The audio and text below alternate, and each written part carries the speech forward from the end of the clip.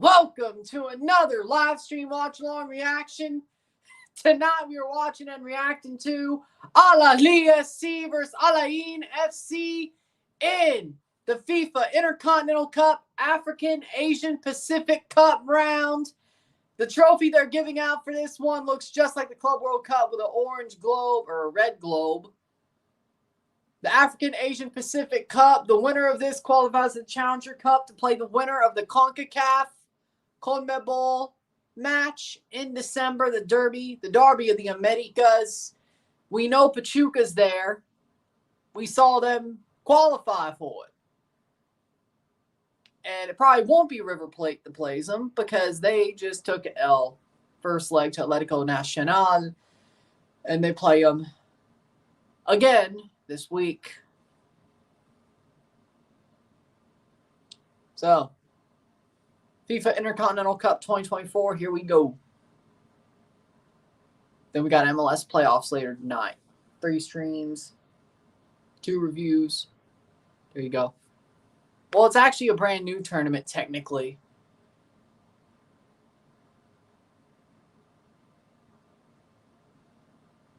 It's a restructured version of the mini Club World Cup.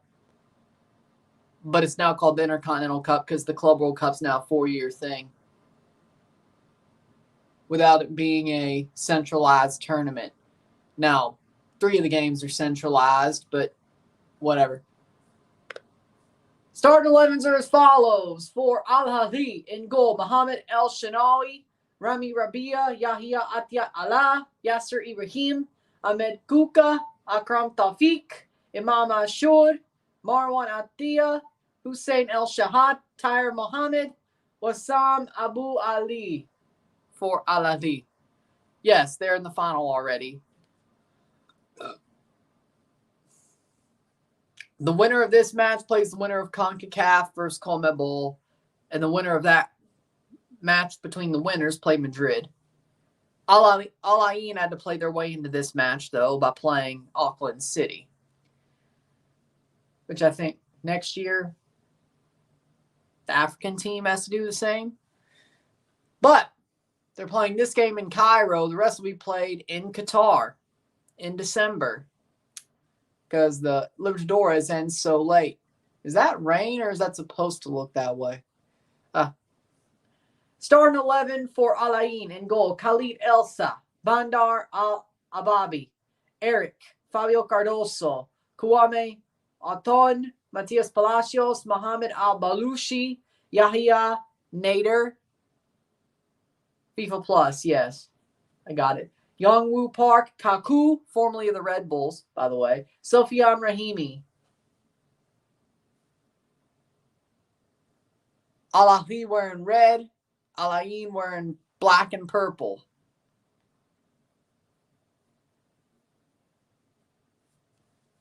We'll see how this goes. There's a lot of injuries on Al-Ahly going into this match.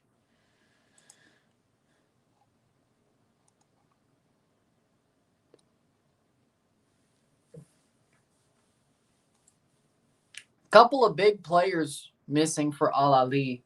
Ali Malul, Mohamed Hani. It's interesting. I can tell you that much. But we're ready to go.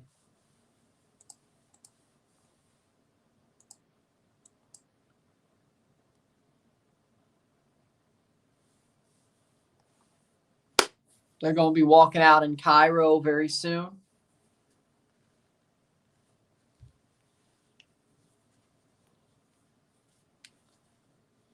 I think extra time's the thing in this game, right? It wouldn't go straight to penalties.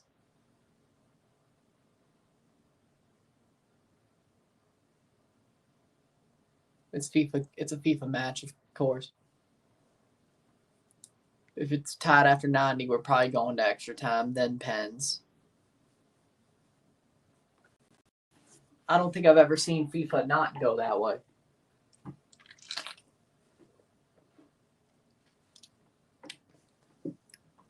Even during the height of the pandemic, during Club World Cups, they still had extra time than penalties. So why would they change it now? I hope it ends after 90.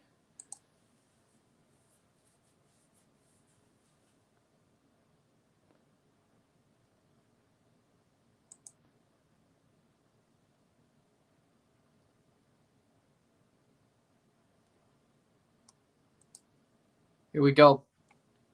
Teams are walking out. We're getting ready. Here we go.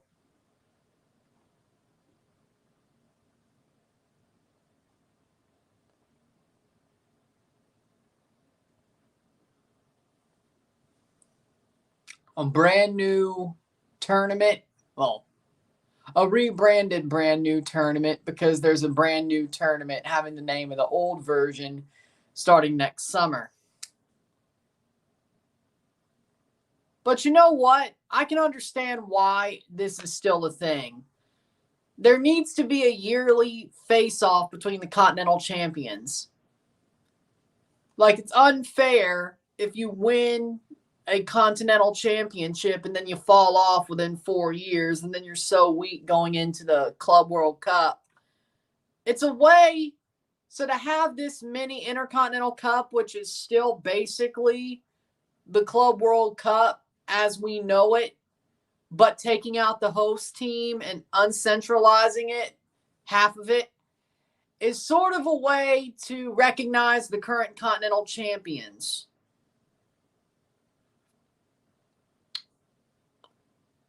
So even if they're weak when it comes to the actual Club World Cup, which, I mean, I don't see Al-Ahly ebbing and flowing, but, you know, they're not the ones who are actually going to win the Club World Cup. And when you look at the Club World Cup also gives opportunities to teams who haven't won champions, especially in Europe. I mean, Salzburg's in the Club World Cup. They have an opportunity, so. They're shaking hands. Here we go. That was a short lineup. That should be interesting. I agree.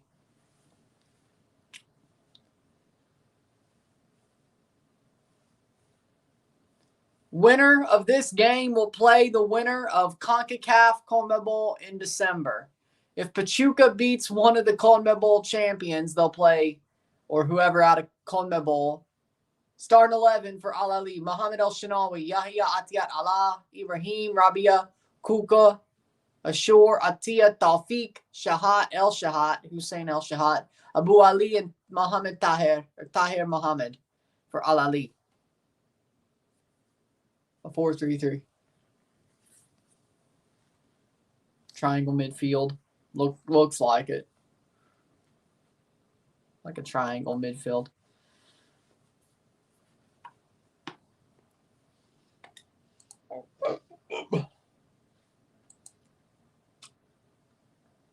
So they do have a bench.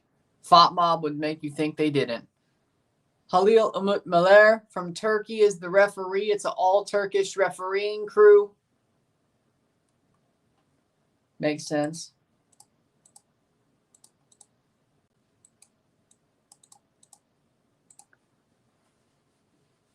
Starting 11 for Al-Ain: Khalid Isa, Bandar Al-Ababi, Fabio Cardoso, Kwame Aton, Eric, Park Young-woo, Matias Palacios, Yahya Nader, Kaku, Sofian Rahimi, Mohamed Abbas, under Crespo for Al-Ain.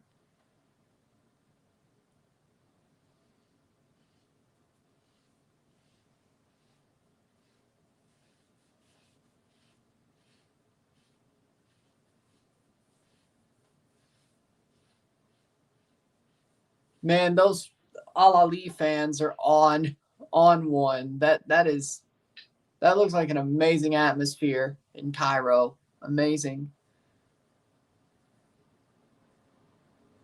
And here we go.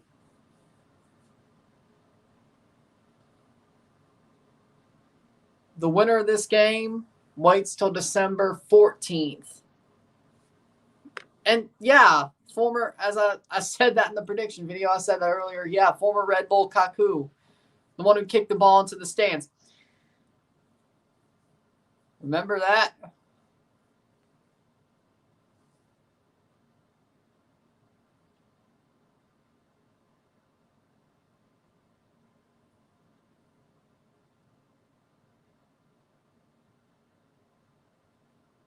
See, I can pull ticky bullshit too.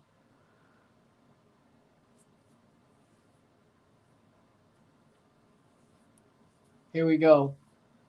How we doing, Henry? About to kick off, and we're off. 90 minutes, maybe more, to decide who plays the champion, the winner of the CONMEBOL CONCACAF match. That's played first in Qatar in December.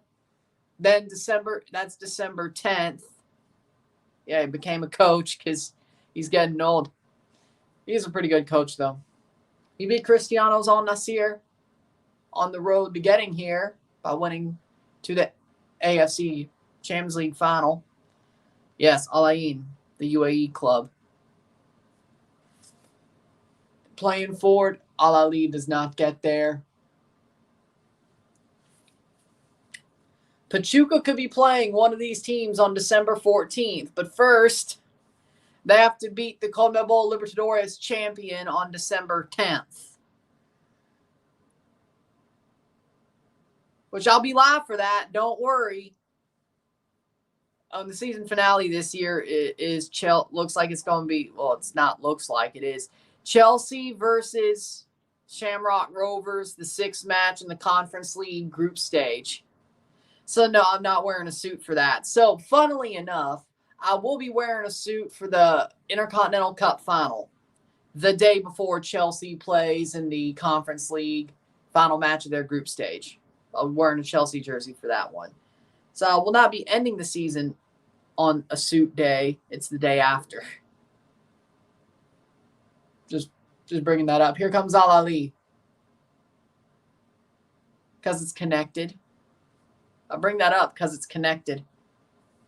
Because that's the day after the Intercontinental Cup final, which is what tournament this is. Whatever. Playing forward. Al-Ahly, that's got to be a free kick. Yeah, free kick. Good call.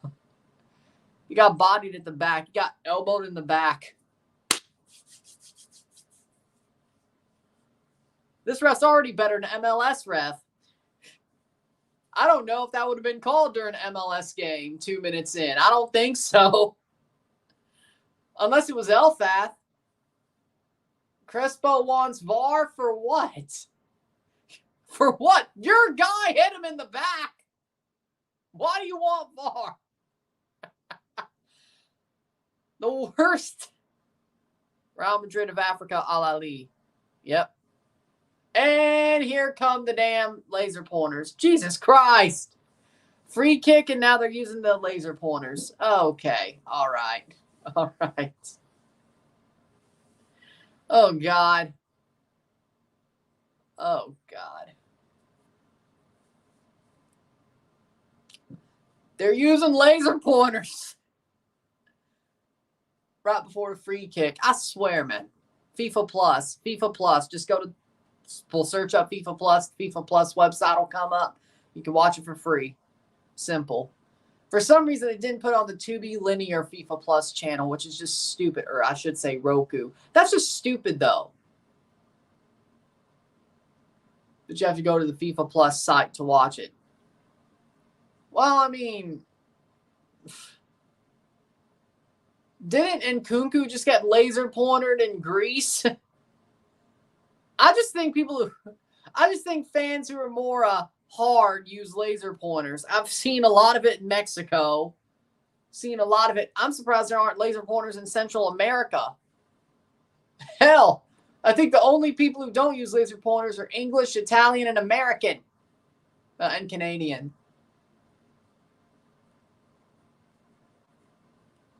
Because for some reason... They're playing this in Egypt in October when the CONMEBOL CONCACAF champion, because Libertadores ends so late, they're playing in Qatar in December.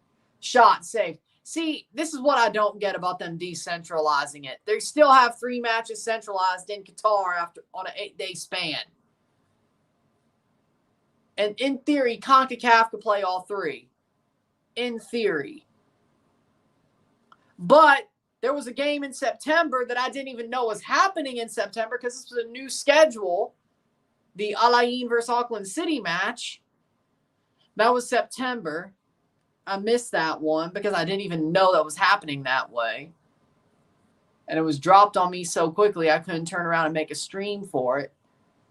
But we knew Al-Ain was very likely winning that match, and then they did on a romp. So it was whatever.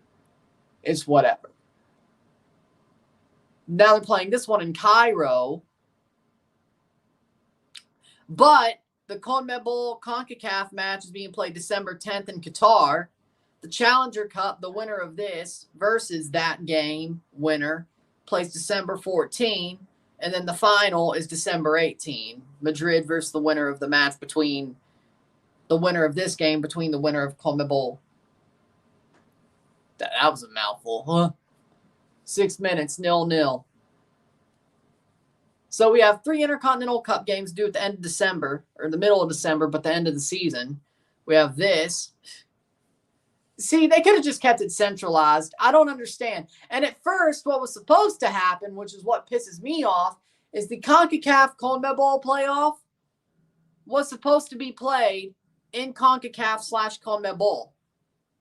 So they were supposed to play the Pachuca versus CONMEBOL champion. I think it was in CONMEBOL. Or right now, the home team for the centralized game is the CONMEBOL champion. So it would have went to South America, where that's Brazil. Shot, save!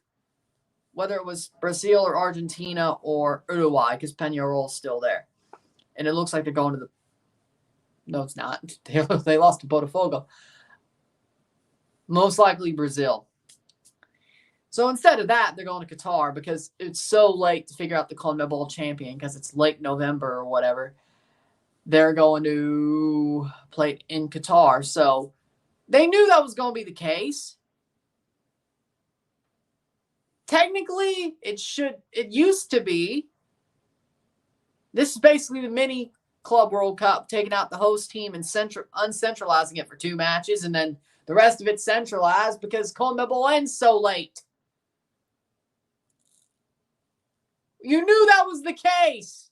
Why even give people hope it was going to be hosted in CONMEBOL and CONCACAF? You're dumb. Shot, rebound, save. That's a corner for Al-Ahly. And the keeper's holding his elbow. I don't know why you gave people hope. Like, I kind of have I'm not surprised because I shouldn't be that the CONMEBOL versus CONCACAF game is being played in Qatar.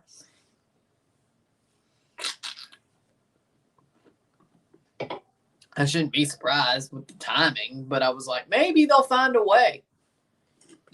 Besides, I don't think Pachuca's going to the Liga MX final. I think they have time. But just in case, just in case they pull one out of their ass. And here come the laser pointers again while the keeper's down on the ground getting treated by his trainer. Oh, Lord. See, that's even good shot. Oh, he hit his elbow on the save. He just drove his elbow into the ground on the save. Yeah, that's got to hurt like a bitch. I don't know. Maybe, well, you know what? Maybe he pulled a Shohei Ohtani. Palmeiras drew yesterday. Please, Botafogo win the tournament this year. Well, that was league games. Win the league. Well, Copa and the league. Hopefully they don't bottle it. Seems like Botafogo's actually on the money, though. It seems like they're locked in after what happened last year. Copa and the league. It looks like they're locked in, which I don't blame them. They should be.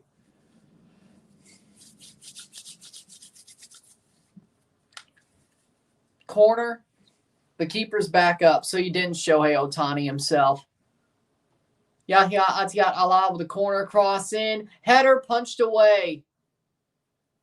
Shoulder subluxation. Because it's a similar... The landing is similar. I don't think I've ever seen that. Like, I've seen Mexican fans use laser pointers, but not on the trainers. I've seen Greece fans do it.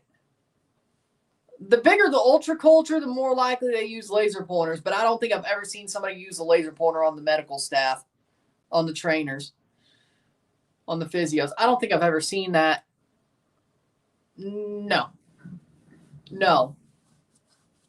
I think the way they built, no. Header, wide. Al-Ahly is looking like the better team so far.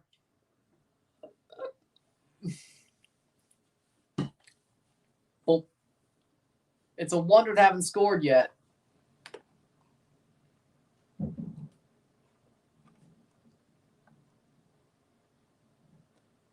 Ticket prices for the Four Nations Tournament, USA versus Canada at the Bell Center. $400 bucks. $1,000 Jesus. For a Four Nations Malero tournament NHL's putting on. How we doing? Hello. Jesus.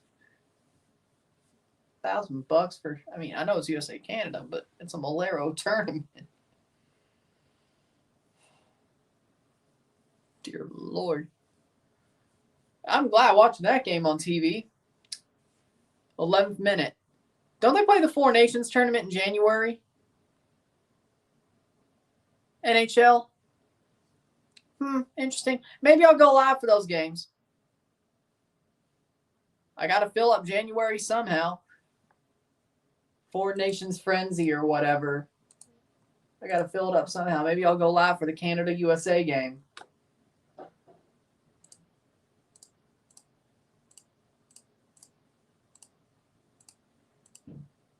Four Nations face-off.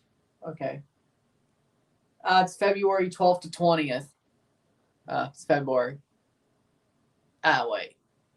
CCL's going to be in front of it. Damn it. Well, they're not doing the All-Star game this year. Or next year because they're going to the Olympics.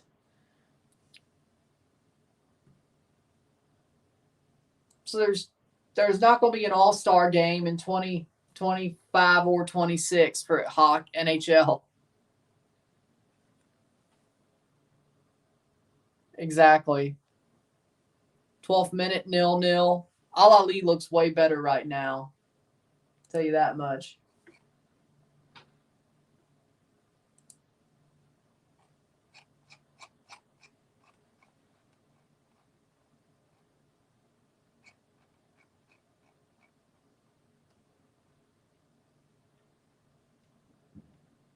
There is going to be a 2026 All-Star game?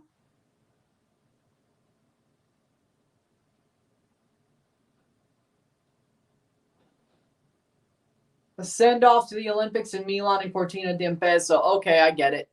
Minnesota to beat Salt Lake tonight. We'll see, but I'll be live for it. FIFA Club World Cup draws in December.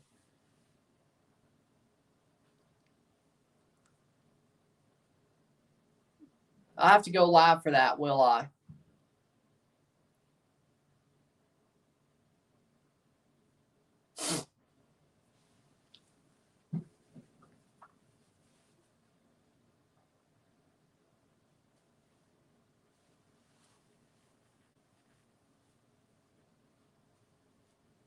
You should. Well, yeah, because there's CONCACAF teams in it. So that's also on the list.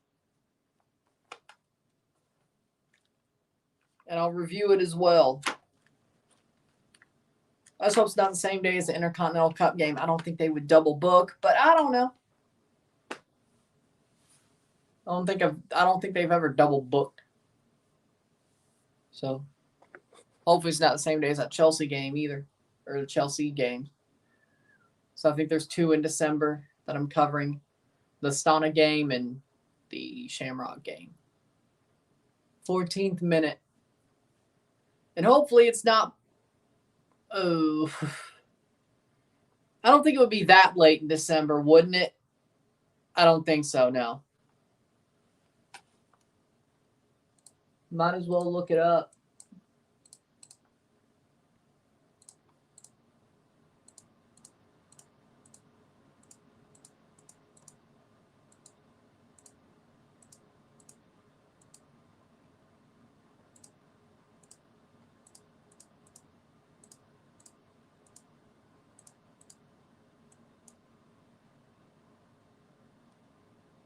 Draw date. Still 0-0, 15th minute. Miami's going to be pot 1. They're the hosts. They better. Be crazy if it wasn't.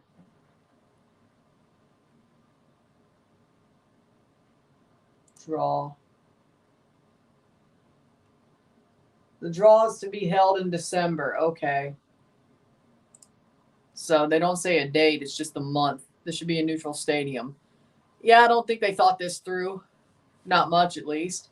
3 games in Qatar, 2 outside of it. I don't think they thought this through. But then again, has Infantino ever done any thinking things through? Bro. Like, Infantino looks like one of those bro eggheads off Freedom Tunes. Bro. Bro. I don't think he's ever thought anything through in his life.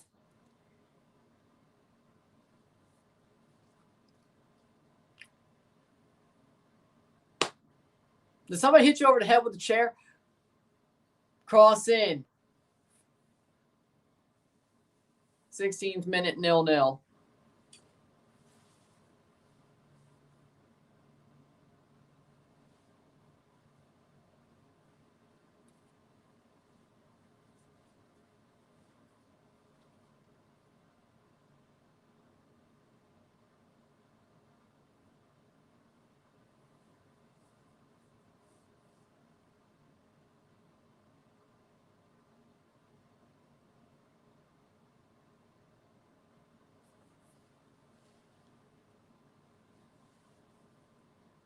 How's the game going?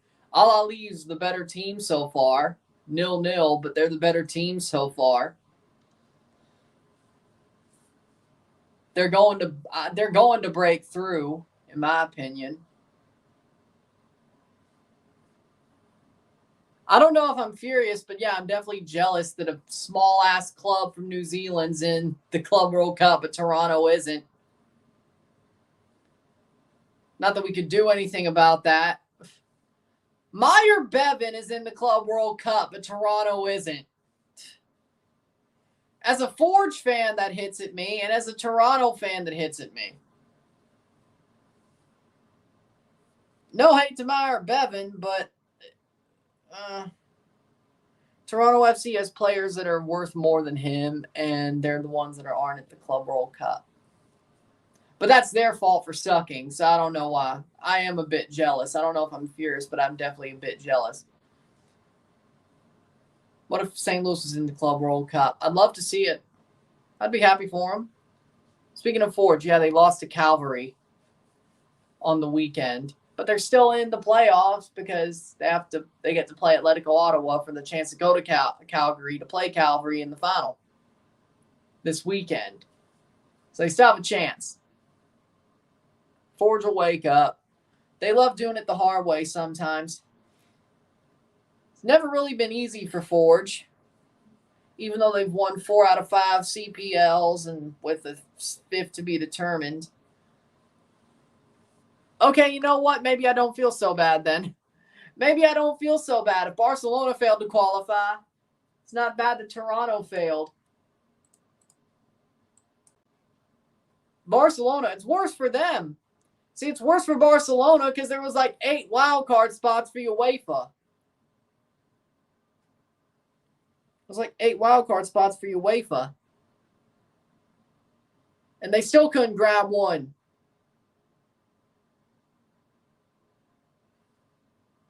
I'm not rich enough to do that. I'm joking. About the part of I wouldn't do it. Even if I was rich enough, I wouldn't do it. Now,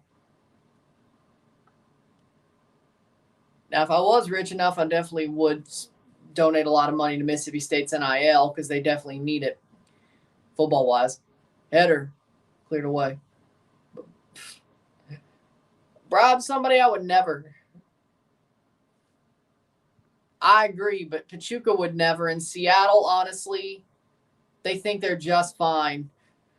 Last night shows no, but who cares?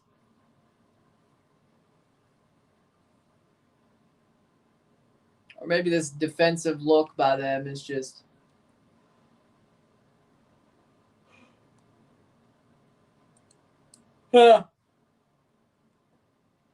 Yankees haven't won a playoff series versus a non-AL Central team since 2012. 20th minute, 0-0.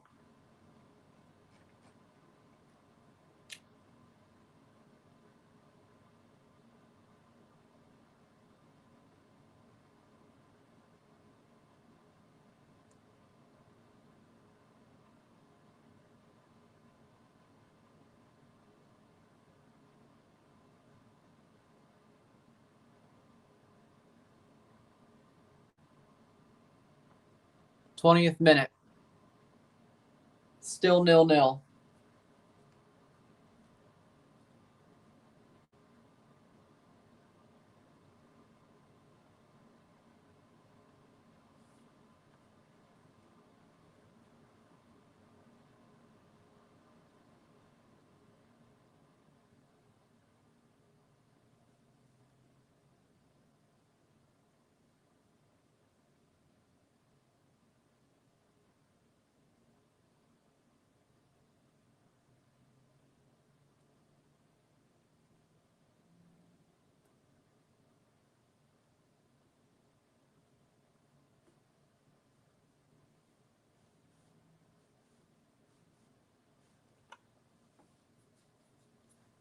'21st minute, 0-0. I'm rooting for Al-Ain, says Risklander. I picked Al-Ahly to win, so I'm going for them. Wrong.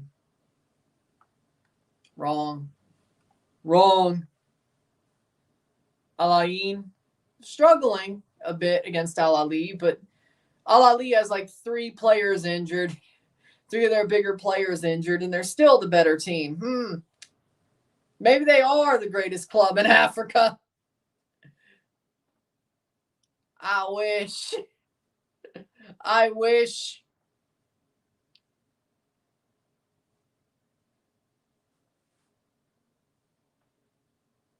Sometimes some teams just can't win with all those injuries, but it shows you're really great. Well, they haven't won yet, but they're dominating. That's a good way to start. Offside, free kick for Al-Ahly.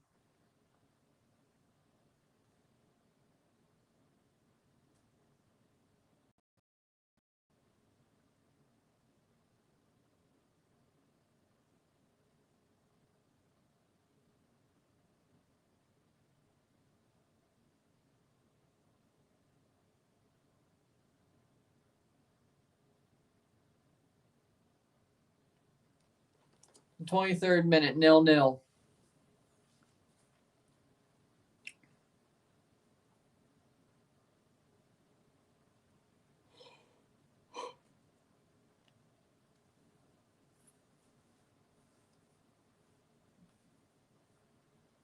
I love how the Asian African Pacific Cup legitimately is the Club World Cup trophy, just with an orange or a red globe and a white base.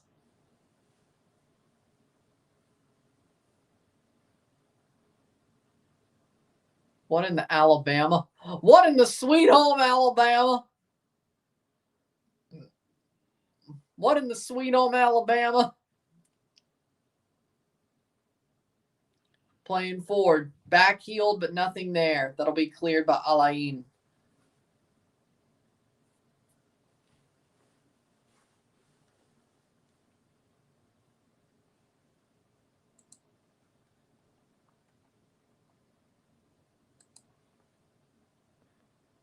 Plays forward. Is Ballon d'Or a good award? I say it is. Nobody says the AL MVP is a bullshit award. Nobody says the BBWAA MVPs are a bullshit award when somebody gets snubbed. I'm surprised, honestly, that they went and said the Ballon d'Or is a bullshit award when Vinny got snubbed, but he didn't even get snubbed.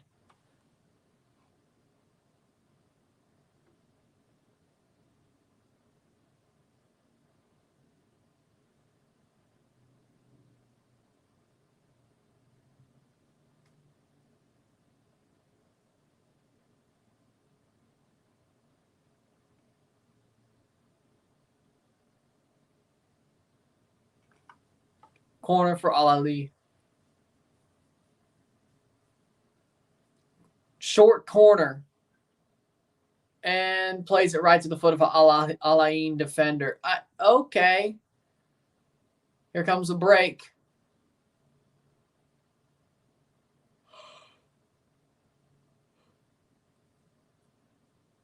Throw in. They almost break, but the ball gets knocked out.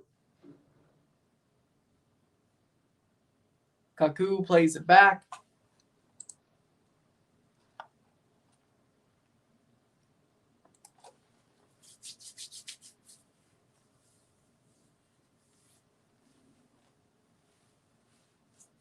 I think Ballon d'Or should be decided. The way it is, like, it's fine. I don't know why.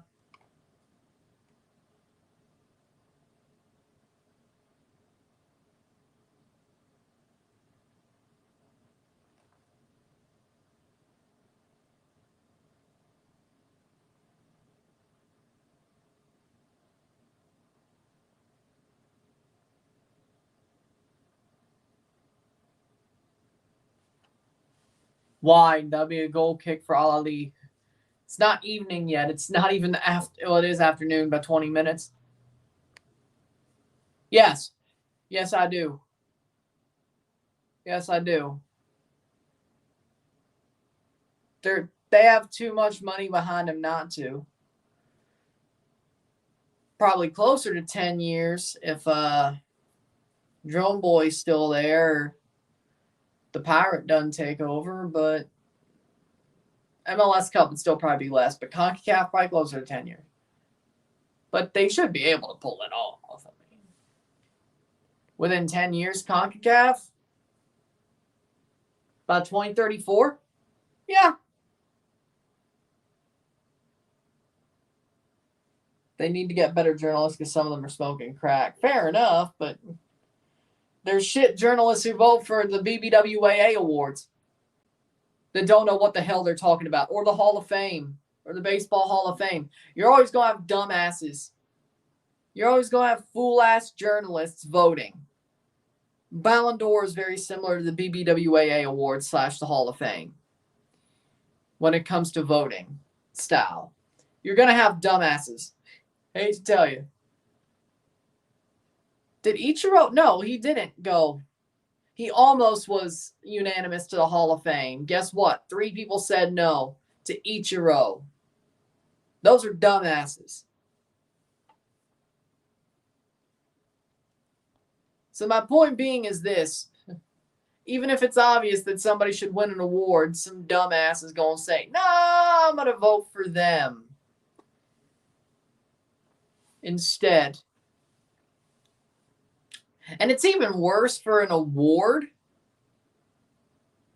because it's not like you need to get 5% to stay on the ballot. Like the Hall of Fame, I sort of get it. If somebody threw their Ichiro vote to somebody who was on the precipice of falling off the ballot, the 5% threshold for the Baseball Hall of Fame, I get that. I still don't think that's the right way to do it. Throwing a vote off Ichiro to vote on somebody who's on the precipice for the 5% threshold, but whatever. That's your prerogative. It's worse for an award where it's not a 5% threshold. Like, I don't understand. I can't consolidate a vote for like, hey, I'm going to vote for X instead of Y, even though Y deserves the award, when there's no 5% threshold to save them from falling off a ballot. It's just an award.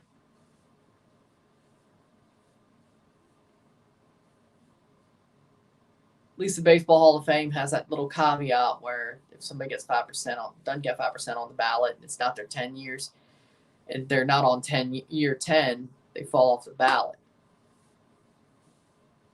If that makes you not vote for somebody unanimously so you could save somebody on the ballot you think deserves to stay on the ballot, fine. I don't know if 4.9 other percent of people are going to do that, but, depends if I like that player or not. I'll give you props for that crusade, but I don't know. Cross in. Oh, no call? No call? Okay. 0-0, 30th minute. Al-Ain is still the better team, but Al-Ain is definitely buckling down. Haven't really attacked. They've definitely buckled down. I mean, in theory, that should work. In theory, that's probably a better idea, but I think the journalists, since France football gives out the Ballon d'Or, they have to have votes. Now, what do I think? Here's a good, in my opinion, here's a good separation. You have the player of the year. You have the stats player of the year. So by stats and performances and trophies, you have a player of the year, like performance player of the year. Then Ballon d'Or would be voted on. So what you should do is have 2 awards. Basically, it's sort of what they did for Lewandowski. You remember that one time where they gave him that Strikers Award? Not exactly the same, but they gave him that Strikers Award. Basically, that should become the Performance Player of the Year. I think we could have it both ways. And if you win both, you win both. You have the Performance Player of the Year and the Ballon d'Or. I think it should be both, given at the same I don't know which one somebody would rather want, and somebody could sweep them. Who knows? Do I think that would change the voting? Possible.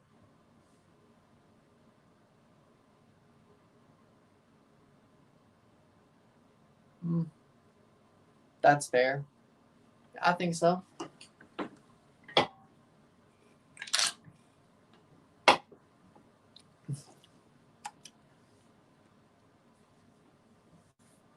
Same shot. Goal. Goal. Goal.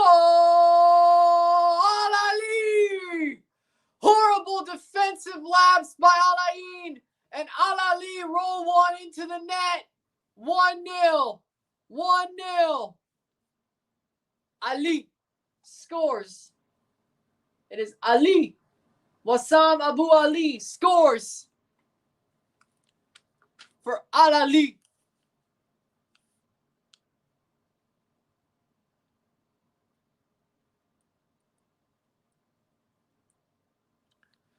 Goal. Ball played through and oh my. He pulls himself onside. Horrible. Defender played it to him. The ball landed with defender and he didn't look both ways. He would have got ran over by a car if this was real life and he was on the road. He didn't look both ways. He plays it onto Abu Ali and Abu Ali rolls in. They're frauds. That's what happens when you go through the AL Central and the Dodgers you're playing a team who went through the most talented team and the most underdog team in the playoffs, the NL, and then the other side, you have 2 AL Central teams. Yeah, the Yankees were going down anyway. 33rd minute, Wassam Abu Ali goal. Scores 1-0. And that might just be the one that does it. 32nd minute. Well, we still got time, but 1-0. I don't know if Al-Ain will make it out or make it back up.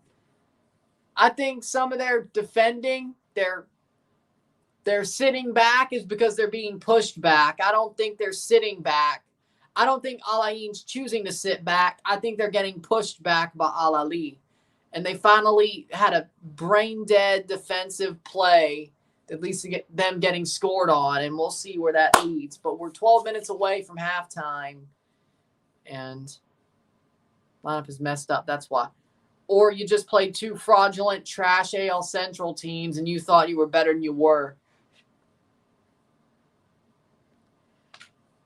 Are we really still... They're still playing with the idea of the Super League? Are you kidding me? Are you kidding me? I mean, okay. Jesus Christ.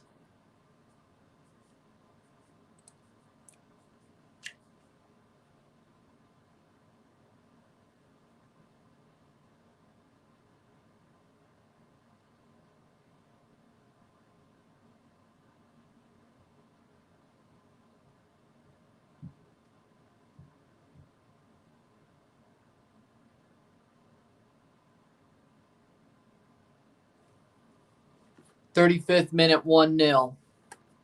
Al-Ali's been the better team throughout this match, and they pounce on a bad mistake, which you can't let a good team do that. You can't let a good team do that. How do you not look both ways? Seriously, U.S. wants to take over football. Well, I mean, they have the population to do it and the money to do it. You're going both ways. But seriously, as a defender, how are you not looking both ways when you get the ball? Like, he either was trying to play it to his keeper, which that was way too far away, or he just didn't see the striker oncoming as he played the ball through. And why are you playing on the ground? Seriously, on the ground. Why are you playing that ball through header over the bar? Why are you playing that ball through on the ground? It's delusional. Like, I don't know, if you're going to kick it out, like, across ways, maybe freaking kick the shit out of it. On the ground. That had to be going to the keeper. And either he hauled ass to get to it, Ali, either he hauled ass to get to it, or that was such a miscalculated pass. I don't know. That's MLS level.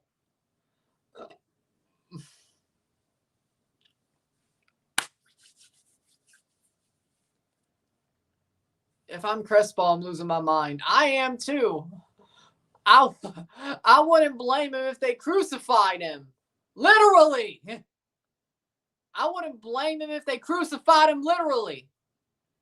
You ever seen those 442 skits where it's like, what should we do with a dodgy left back or whatever? And they have him tied up to a post and they're all pointing swords at him and they sing a sea shanty. Yeah, that's what they should do to that guy. That's what they should do to that guy, literally. I'd be like, what the hell are you doing? I was trying to pass it to the keeper. Add more power to it, or just kick the shit out across. My God. It's mindless. How do you do that during a game that means this much? In general, how do you do that? But a game that means this much? Nah, man. If that's why Al-Ain goes out, that man is going to be tarred and feathered. Literally.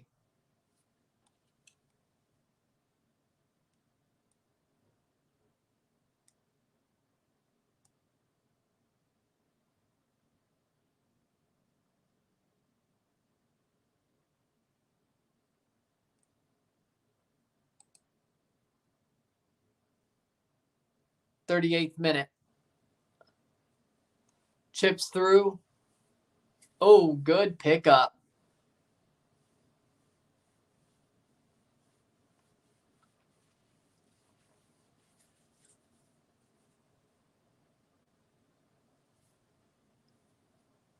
In through. Nope. Nothing there. 39th minute.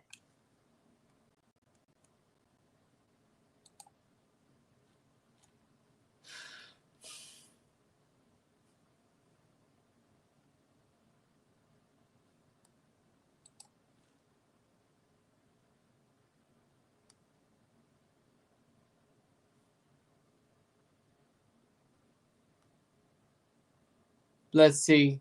Ball crossed in. Good block, but it's a corner. Yeah. I agree. But I could see the Lions actually winning the Super Bowl over the Chiefs. It's crazy. I actually think it could happen. Especially if they get Max Crosby, which the way the Raiders are going, that might just happen.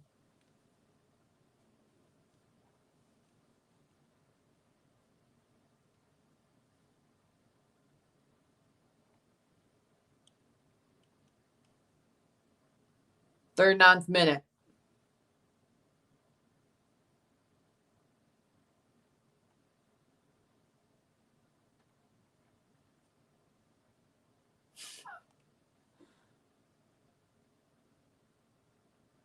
One 0.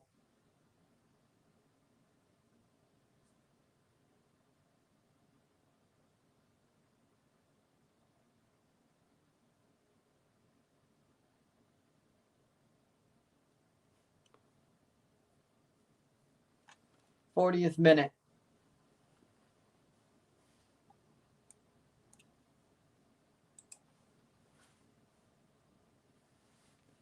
Al-Ain playing the ball around. 5 minutes left in the first half. Let's see what happens.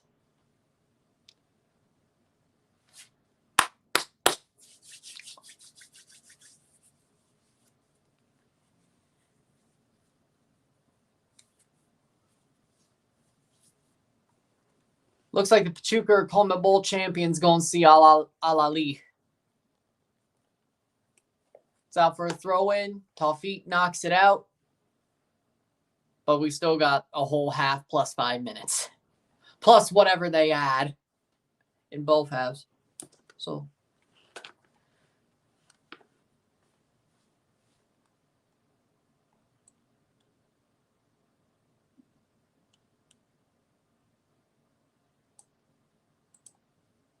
playing forward. Chiefs will probably be back-to-back till they got DeAndre Hopkins. But the Lions, though, they find ways to win. Al-Ahly clears the ball away, 41st minute. So you know what? I still believe. I'm not mad about either, though. If the Chiefs go back-to-back, great. I'm good with it. If the Lions win, that would be awesome to watch. Would I lean the Detroit Lions? Yes. Would I lean towards the Detroit Lions? Yes. But I'd be fine with it either way.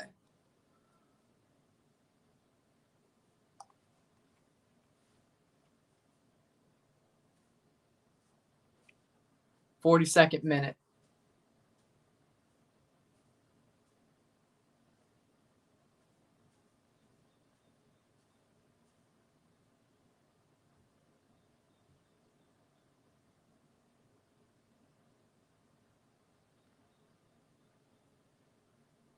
What would happen if Buffalo could win? Buffalo.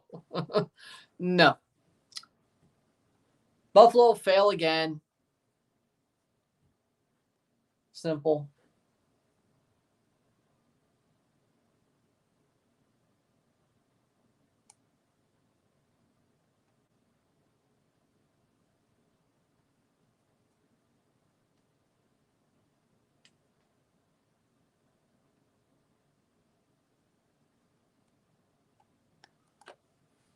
"43rd minute, playing forward is Al-Ain. They have came out of their shell since they've allowed the goal because that was a stupid goal to allow.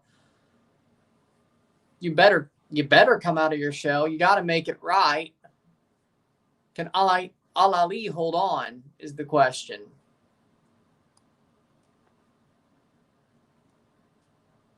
At this point, hell no. Never, never, never. But at this point, I'm acting more like a Steelers fan than a Patriots fan. Because there's no reason for me to, well, at least the Steelers are good, you know. I'm having more fun rooting for a team that isn't mine. I'm having more fun rooting for a team that isn't mine. So I can make somebody else happy. I always had a soft spot for the Steelers, but would I be rooting for them like this if I wasn't trying to make somebody happy? No. No. But luckily for me, at least it's during the season, the Patriots suck ass. At least they still beat the Jets.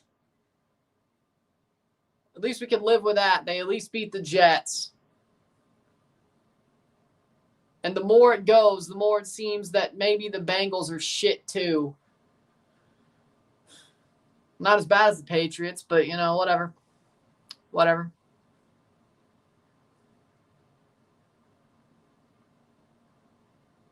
Jordan's the GOAT. I agree. If we're talking about basketball, yeah, Jordan's the GOAT. Jordan is the GOAT. Kobe will never be the GOAT. Or, damn it. Kobe's second. No disrespect. I love Kobe, but Kobe is still not the GOAT over Jordan. But I'd rather pick Kobe over LeBron. Well, technically I wasn't wrong.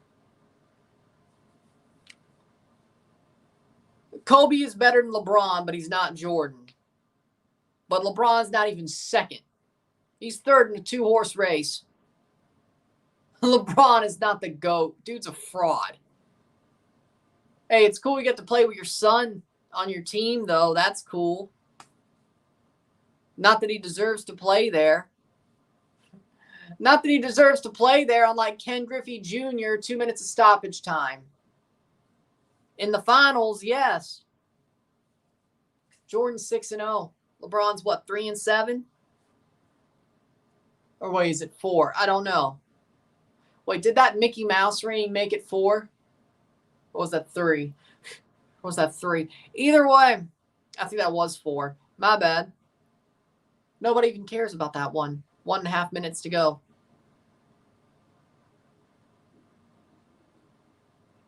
See, the difference between Ken Griffey Jr. and Ken Griffey Sr. is Ken Griffey Jr. didn't try to get Ken Griffey Sr. drafted by the Mariners. He just happened to be there, and they got Ken Griffey Jr. And Ken Griffey Jr. earned it. But hey, at least both Griffeys got to see LeBron and Bronny play together. I bet one of them are laughing behind the James's back, though, because Bronny didn't earn it. Bronny's a scrub. You could say, but if you played you in one-on-one, he'd probably wash you 100 times out of 100. Probably. But I'm not the one who has a basketball-playing father and has one of the best players of all time as his father. I'm a white guy who's 5'6", who can't jump. I couldn't even play the D-League. I'm okay defensively, but I can't do a layup. He'd wash me. But I can tell that man's not NBA level. Bronny ain't NBA level. He wasn't even college level. The dude couldn't even freaking average 24 points a game in college. Jimmer Fredette couldn't even make the NBA, and he averaged 24 points a game in college. And he had some of the best shots in freaking March Madness history. You're telling me Bronny's better? Bronny's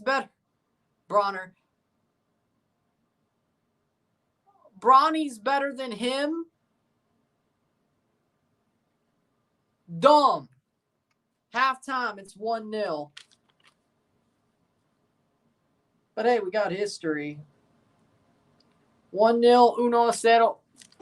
Bryce actually looks good, but he's too young to play with LeBron. I don't know if LeBron could go 3 more years, but Bryce actually looks like a good player. I have to admit that. From what I've seen, he actually looks like he's a good player. Yeah, once his Lakers contract is over and LeBron retires, yeah, Bronny's he's gonna be Lonzo. No, that's disrespectful. LiAngelo got blackballed for stealing.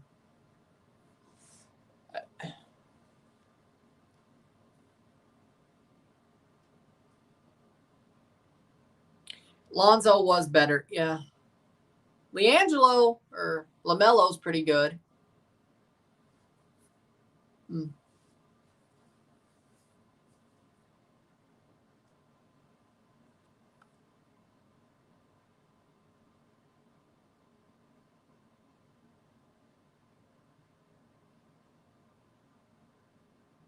With that being said, we'll take a short break at the half, talk about the stats, get this one going. 1-0 at the half. We'll take a short break. We'll be back.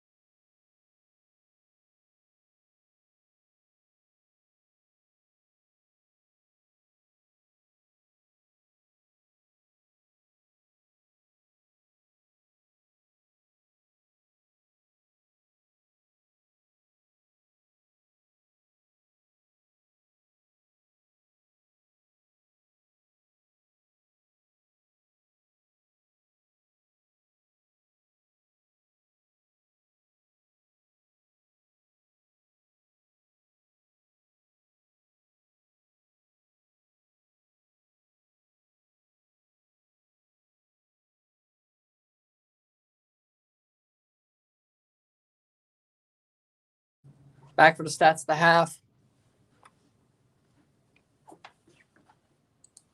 47% possession to 53% possession. 8 shots to 3. 5 shots on goal to 0. 161 accurate pass to 186. 78% pass accuracy to 82%. 7 fouls to 8. 4 corners to 2. 8 shots to 3. 2 shots off the goal to 2. 5 shots on goal to 0. We have 206 passes to 228. 78% pass accuracy to 82%. We have 13 throws to 10. 14 touches opposition box to 6. 0 offside to 1. 0 yellow cards to 0. 0 red cards to 0. But for me, Al-Ahly's been the better team. They've been the stronger team. They've been the better team. They've worked harder. They've had better chances.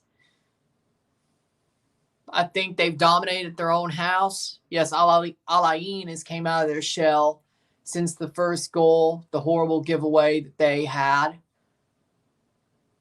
I think they've came out of their shell because they kind of have to. But either way, I think Al-Ahly are doing exactly what they need to do to win this game. They capitalized off a trash defensive play, horrible mistake by Al-Ain, and built from that.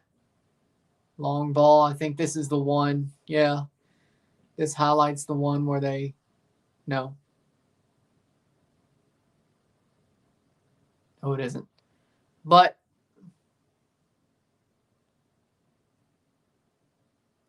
Al-Ahly's really found their way through this game. I mean, they are the strongest team in Africa for a reason.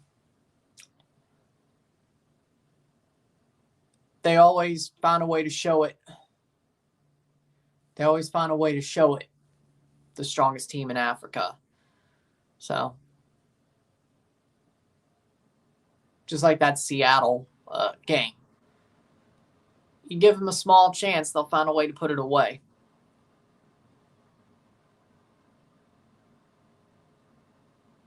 They know how to make other teams pay for sure.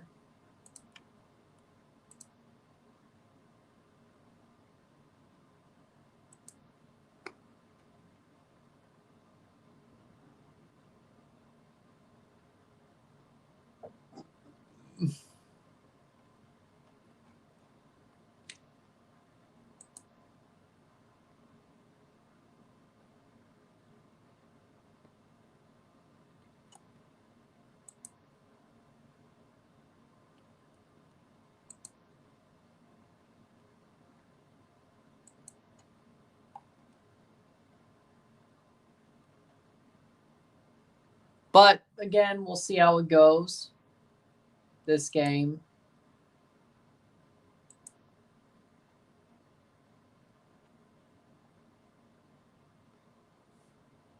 But I'm interested to see how the second half goes here. I'm interested because it's a very interesting thing, let's say.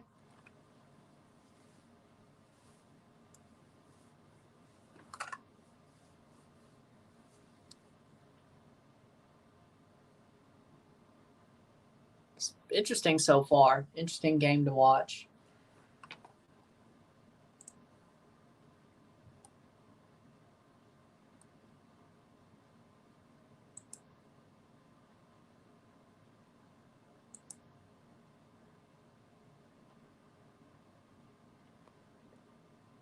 Yep, that's the play-in.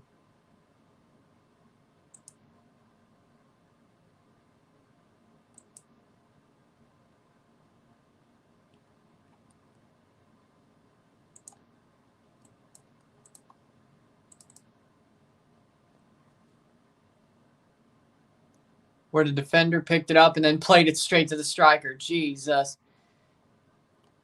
No, I don't look both ways.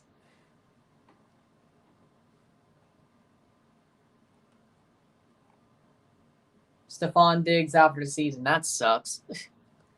That sucks. Take that for him.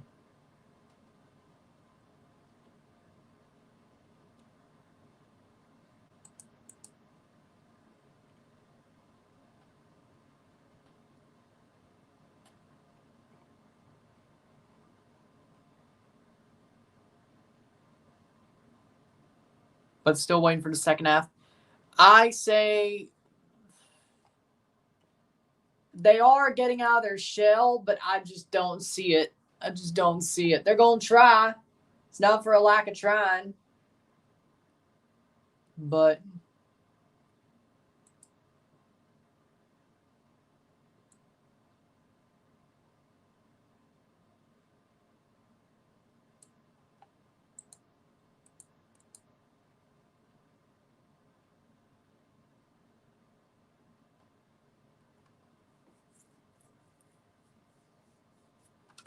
waiting for the second half, but I just don't see it.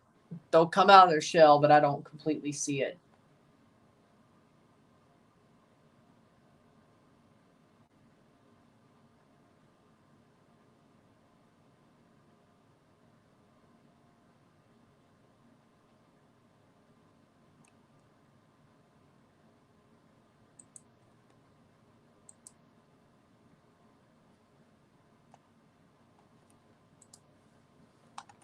Waiting for the second half to start. Should be interesting.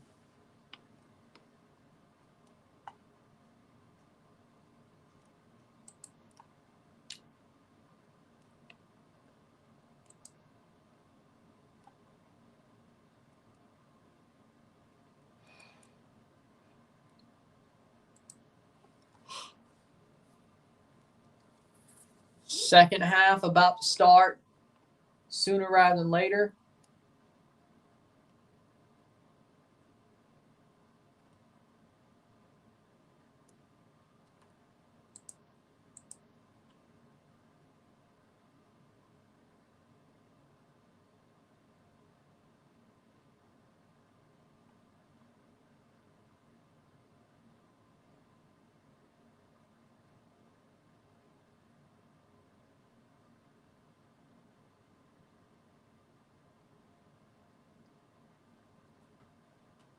Second half, teams are coming out for it.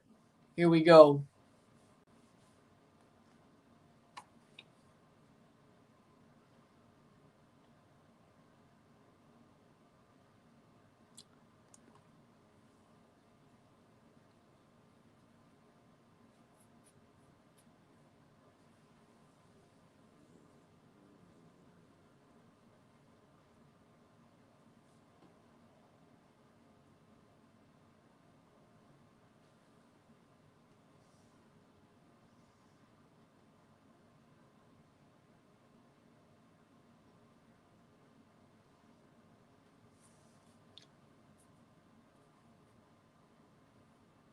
Second half, here we go.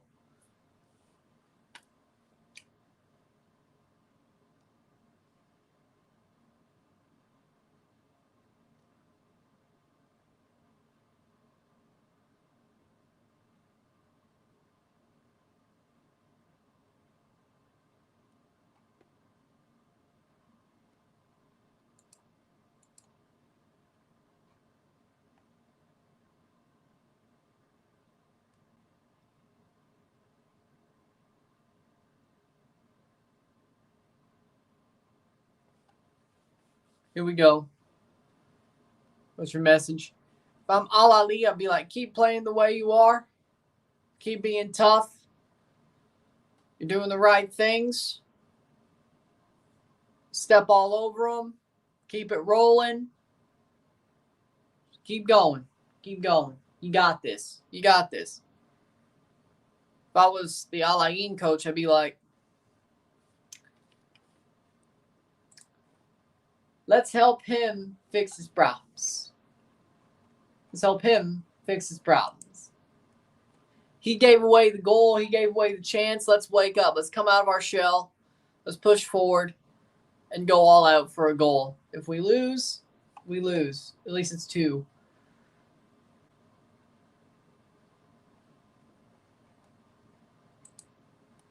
But we'll find it.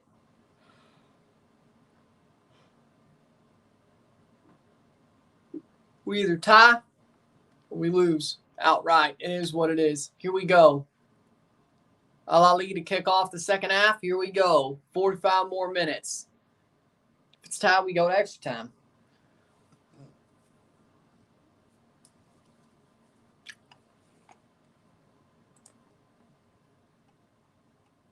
Here we go. Foul, free kick for Al-Ahly.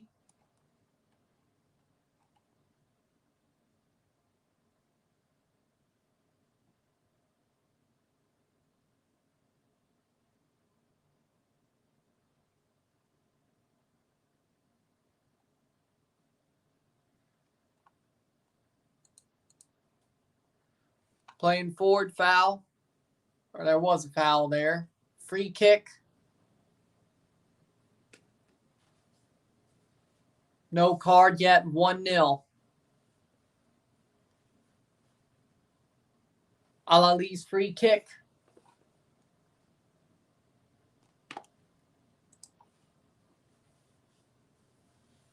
'46th minute.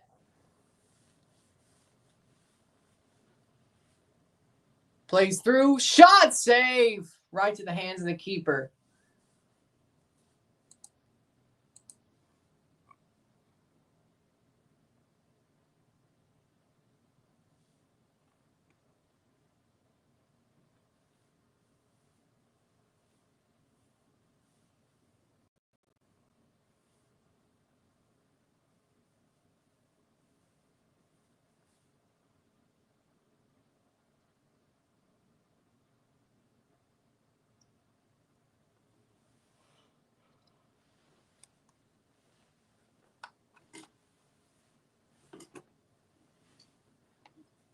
'47th minute.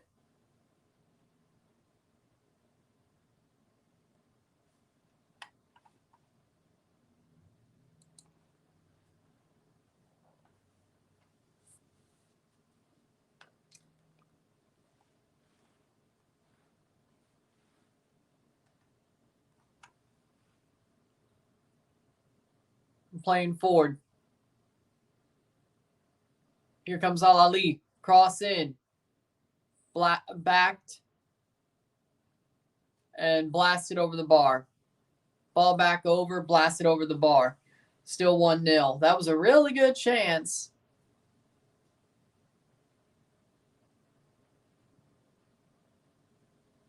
For Al-Ahly to take a 2-0 lead, but they couldn't do it.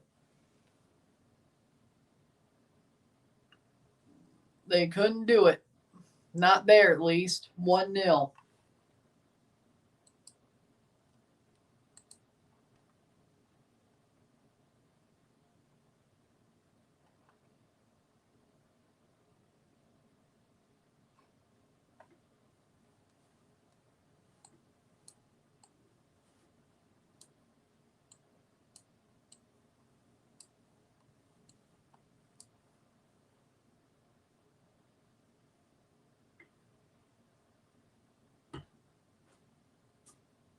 '49th minute.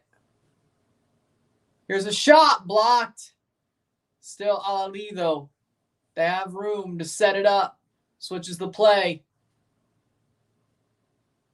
Plays in.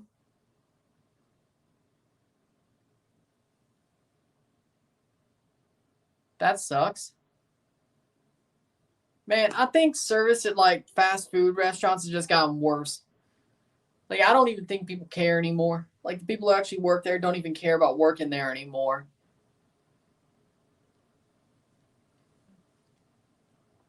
To be honest, in general, or it's McDonald's, DQ, whatever, they always get something wrong.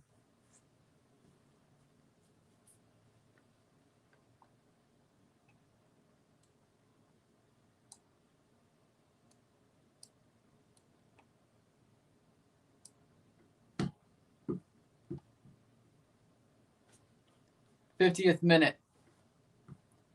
1-0.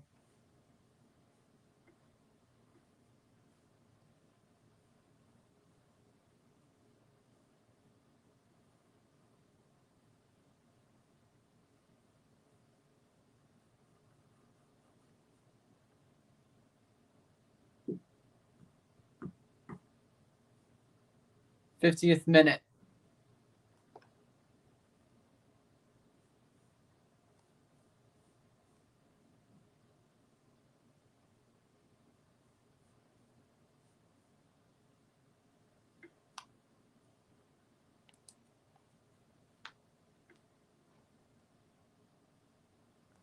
Playing forward.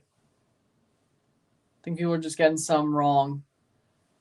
It's just, I just don't think people care anymore. 51st minute.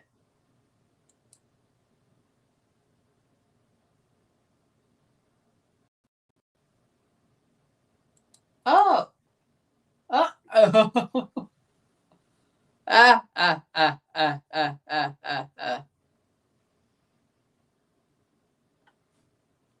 Playing forward. Falls. Well, it wasn't even ass over tea kettle. It was just on the tea kettle. Free kick for Al-Ain. 51st minute.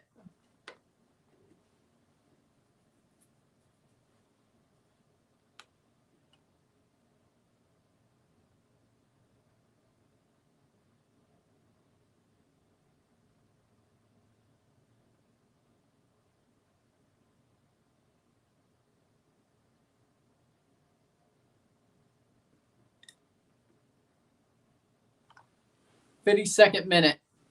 They're not focusing just like people used to or caring as much. Fair. That is true.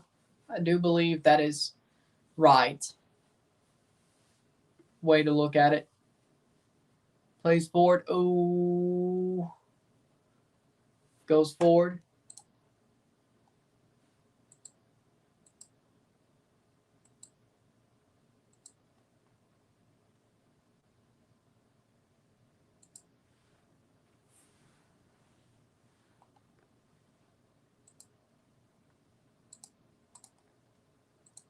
Playing forward, Al-Ali.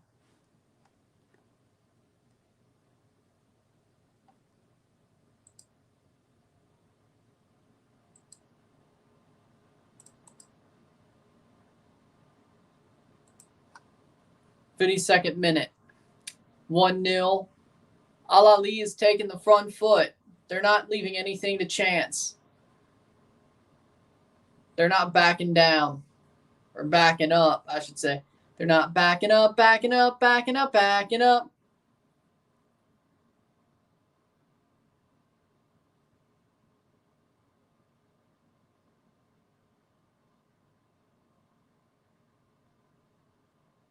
Playing forward.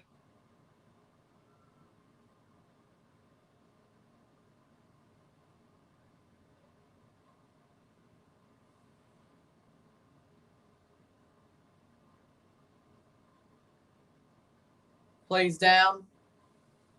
Ravens train for Deontay Johnson.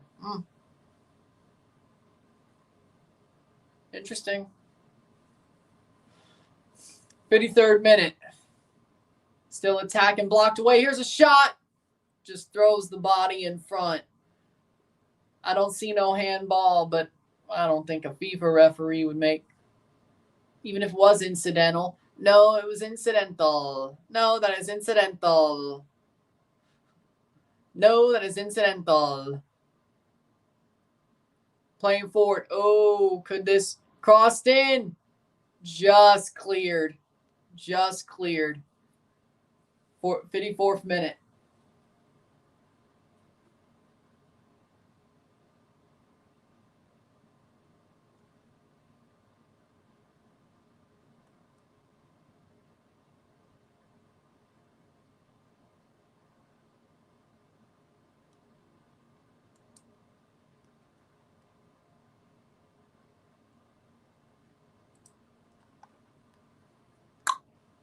Playing forward.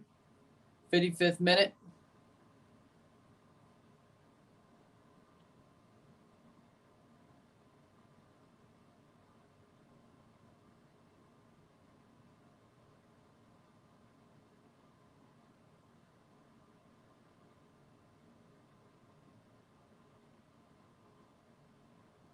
Cross in. Shot. Goal. Goal. Goal. Goal. Goal. Golazo. A volley. A scorpion. No, a scissor kick. What a goal. Makes it 2-0. A scissor kick from Ashur. Imam Ashur scores that scissor kick volley. Gets up in the air and just bangs it home. What a beautiful goal.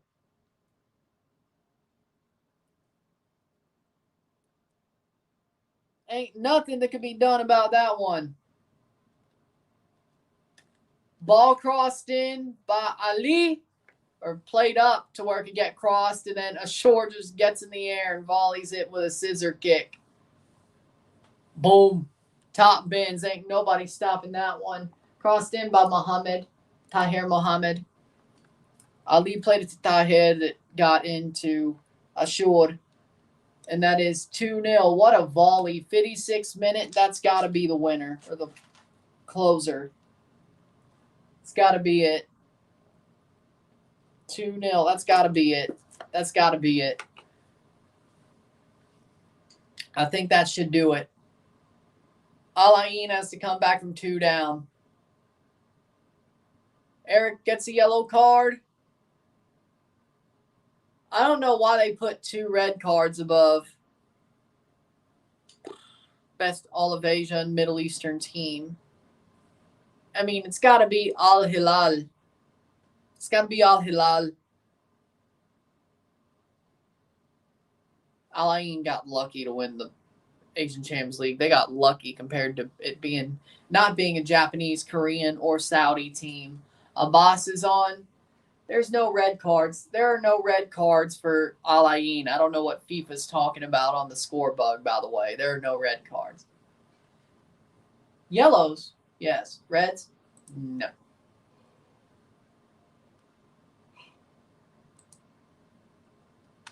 Two yellows, yes. No reds. But right now, it's got to be Al-Hilal. I love the Japanese league. I think the Japanese teams are good, but they're not as good as the Saudi team. At least they can beat them, but Saudi teams would always go in as favorites. What's your thoughts on the Chiefs training for former Patriots pass rusher Josh Uche? I think it's a good move for both sides, to be honest. Uche's a good player. He'll do well with the Chiefs. They need a pass rusher like him. We have to move for assets. Get more picks. So, I'm good with it. Yokohama was awful this year. Sadly, they weren't winning the ACL, the Asian Champions League this year. Yeah. Who's better country, local teams in Japan or Korea? Japan. I think Japan's better than Korea in both cases. International team, a national team, and the clubs.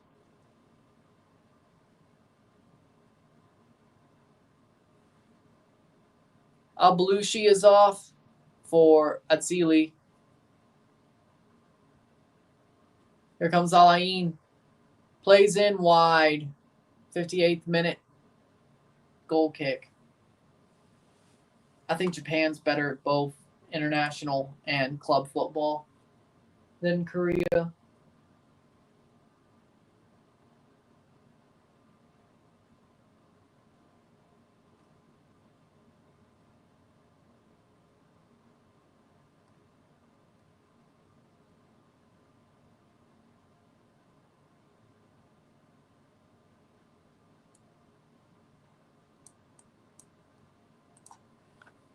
Ninth minute. Al-Ain is struggling with 30 minutes to go.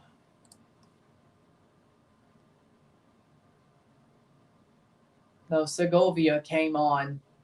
Matias Segovia for Al-Ain was who got subbed on. For Al-Balushi. I don't know what FIFA was talking about with his. The wrong number 7? No, because Percy Tau's on the bench. They don't even need him. We think of the African club of the century. They're playing well. They are the club of the century, the way they play. They aren't lying. They aren't lying. I can tell you that much. They are the best club in Africa. The way Al-Ali plays, they're the best club in Africa. Al-Ain, they have talented players. They have a good coach. They haven't been able to get out of the back of their own defensive end. Al-Ali's been all over them. Simple. They always found ways to win. May not be the most beautiful sometimes. Today's better than that. But Al-Ahly, they found ways to win. Even if they're overmatched, they're going to fight. And sometimes that's all you need is just a fight. Sometimes all you need is just a fight. Does it work well against Real Madrid? Probably not. But if they get there, they're going to fight. And sometimes that's all you need is to be able to fight. And Al-Ahly has that in spades. They have fight. They have hard work. They have talented players, but they work very hard. And I think that's exactly why they're so good. They work hard. They work very hard. I've never seen them take a moment off, ever. If they get scored on, it's just because the other team is better. It's just because the other team is better, but it ain't for a lack of trying. I say yes. I don't know what's funny about that. I was just speaking the facts. And they call themselves Club of the Century, but I was just saying they don't lie. They don't lie. Like, I mean, Al-Ahly does punch above their weight. Here comes Ali. Ooh, almost an own goal by Al-Ain. Oh, no. Kawame almost puts that into the post, into the net.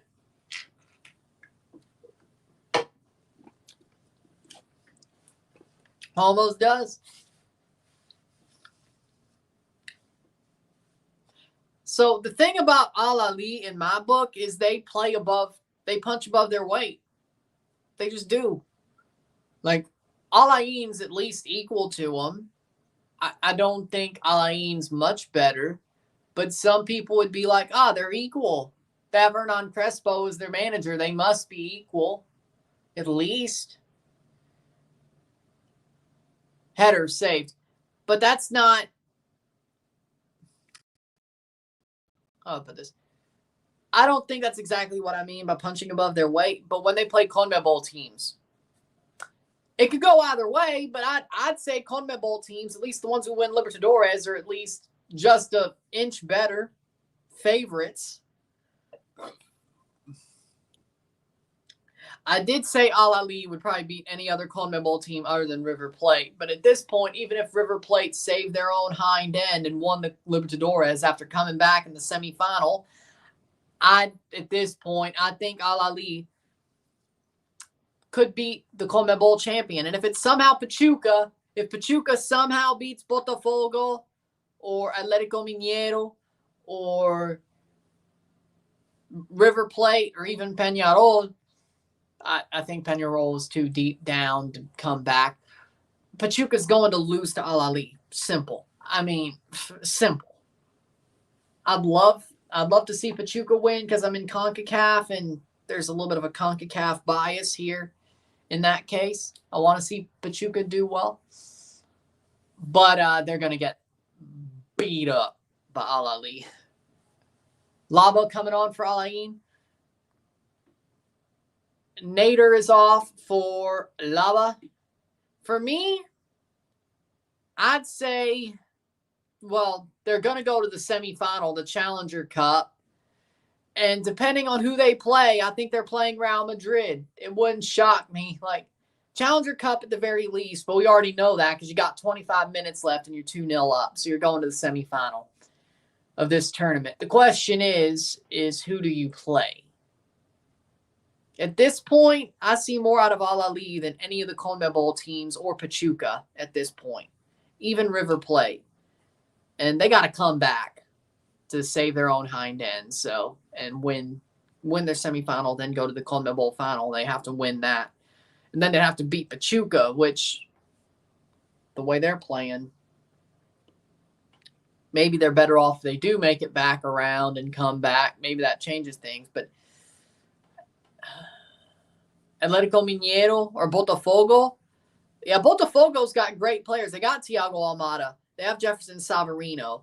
They have Enrique. They have some good players. But Al-Ahly is going to make it hell for them. Simple. And again, it's all about the fight. I don't know if Botafogo has the fight, knowing their bottle jobs. They may have revenge on the mind, but that has nothing to do with the Intercontinental Cup. This is something brand new. Maybe they pull off the gas a little bit. Who says? You know, the Brasileirão, they bottled it. They have to try to win that. They have to make things right in the Brasileirão. In the Libertadores, they have to make things right. Here they don't. Maybe they pull off the gas pedal and they won the things they want to win, so they kind of pull off the gas pedal here. They're like celebrating and off their game, and then in December, and then Al-Ahly gets them. Atletico Mineiro, I see Al-Ahly winning that. Pachuca, I see Al-Ahly winning that. So all things considered, honestly, at this point, the final, I think Al-Ahly will be what I'm looking at now. My predictions video, I think, says different. But right now, I see Al-Ahly going to the Intercontinental Cup final against Real Madrid. And during the Club World Cup next summer, I say,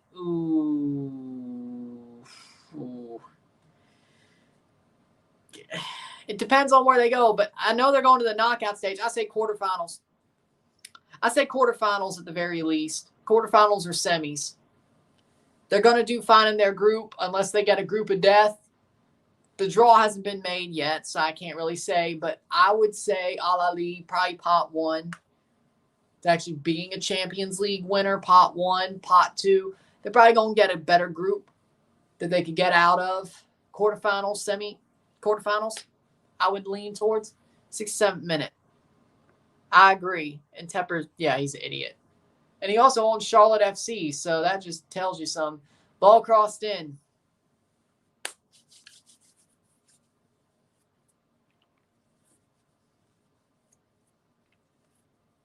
'68th minute, 2-0. So I'd say at this point, Intercontinental Cup final, quarterfinals to semifinals of the Club World Cup in the summer. And that also depends on what squads teams bring. Brought down, shot, save. Oh, man, if he didn't get down there as soon as he did, that would have just rolled over the line. That would have been 3. Man, Al-Ahly's been so close to scoring 4 or 5. Seriously, they've been so close. They've been so close.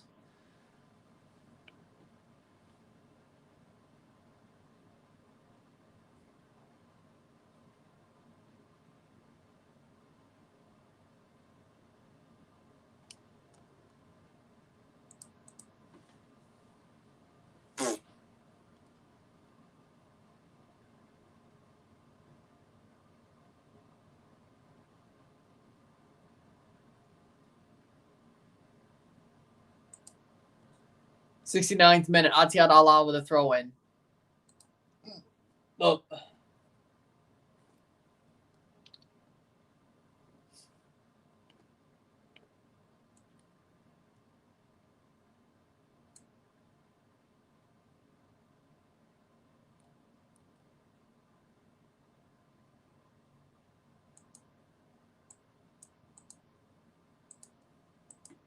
Playing forward, Al-Ain.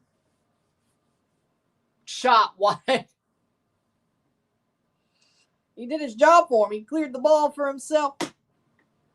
Lava wide, out wide, 69th minute.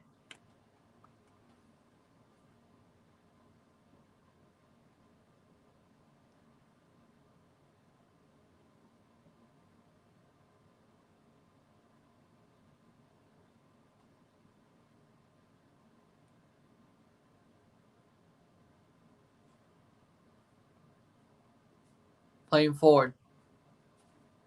There's the horrible giveaway from earlier.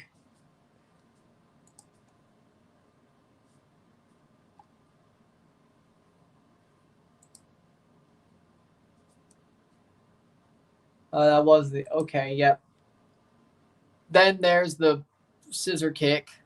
Man United's next coach will be Ruben Amorim.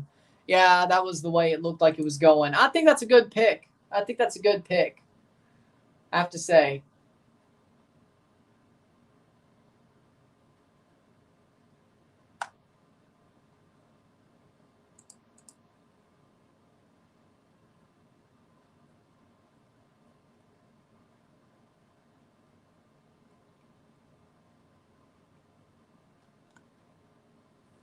Morning compost. Oh, Lord. 71st minute. 2-0.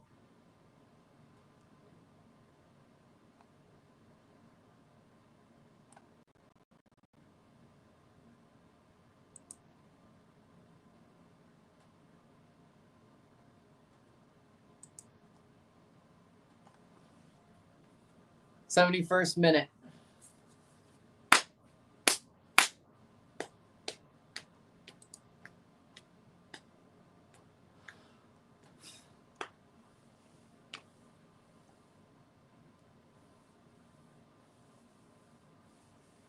'71st minute.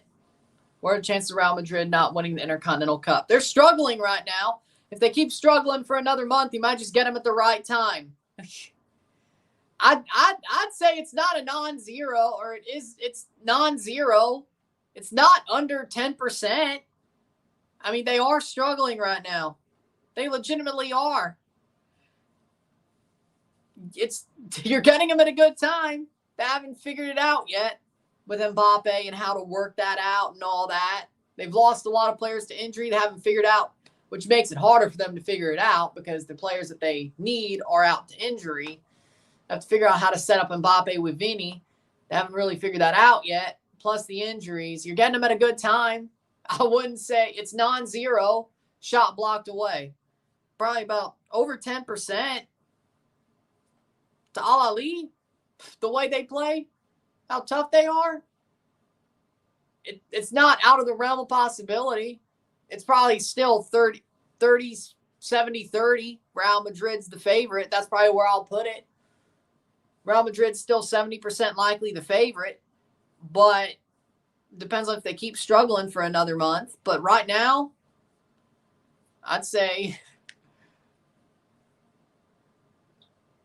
if you put the betting odds, they probably have about as low betting odds as on Polymarket, as the presidential election does on Polymarket for a certain candidate. Or I should say Al-Ali's around that same number. My bad. For them, that's a good thing. For the candidate, no, it's not. Being at 30% for a certain candidate on betting odds is not a good thing. Polymarket or whatever. For Al-Ain, 30% against Real Madrid, if they get there, pretty good.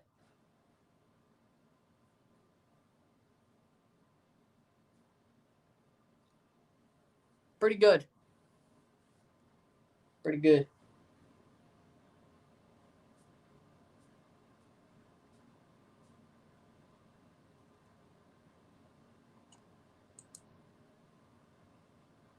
'74th minute.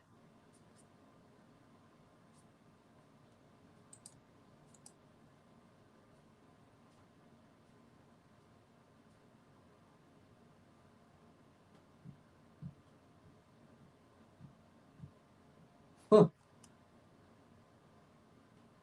74th minute. 2-0.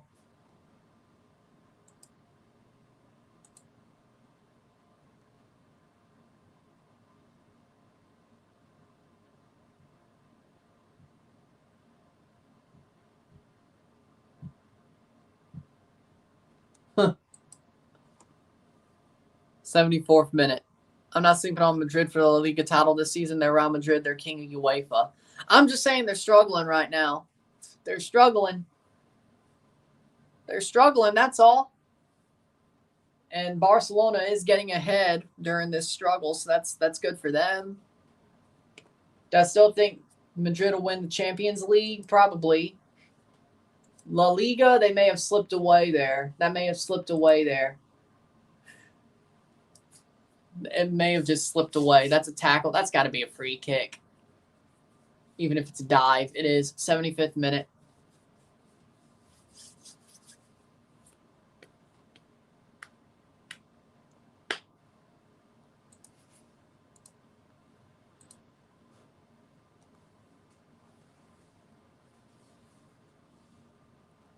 '75 minutes. 15 minutes to go for Al-Ain to move on.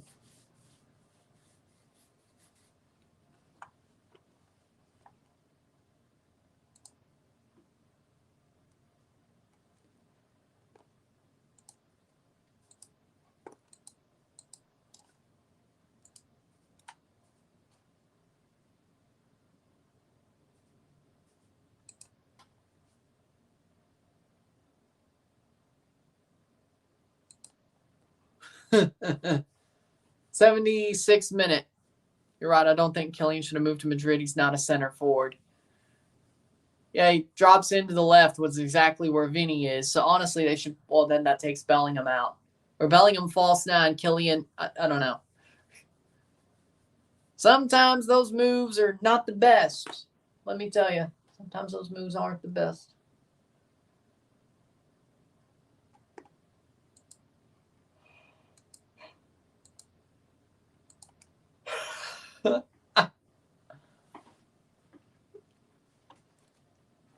Playing forward, 77th minute.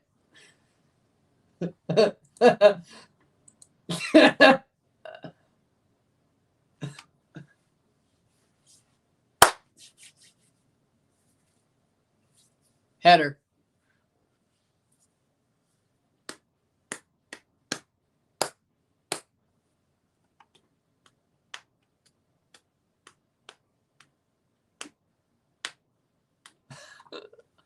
By the way, I love your work. You hardly see podcasts that follow the rest of the world like you do. Well, thank you. Well, thank you. I'm the weird guy who likes the way my brain works. I like the unknown. I do watch some of the more known games, but MLS, I have a love for the unnoticed. You know? I have a love for the unnoticed. It's amazing, you know, it's amazing. I have a love for the unnoticed. MLS doesn't really get noticed unless people want to make fun of it outside the USA or Canada. Libertadores, CONMEBOL, they get noticed, but not as much. The Intercontinental Cup, probably should do more Al-Ain games. Moroccan fans love me. I should do more Moroccan stuff, probably. League and games, but Asia, I think it's more fun. You have enough people talking about the Premier League in general and Europe in general. They probably don't like my accent anyway, so, you know, fine by me. We'll just go the way it should go. We'll just go to where we can show the light instead of get shouted down by English people who don't like my accent, because I know more than they do. I know more than they do. It's huge. The knowledge gap between me and them is huge. It's amazing. It's huge. It's wonderful. It's wonderful. But, you know.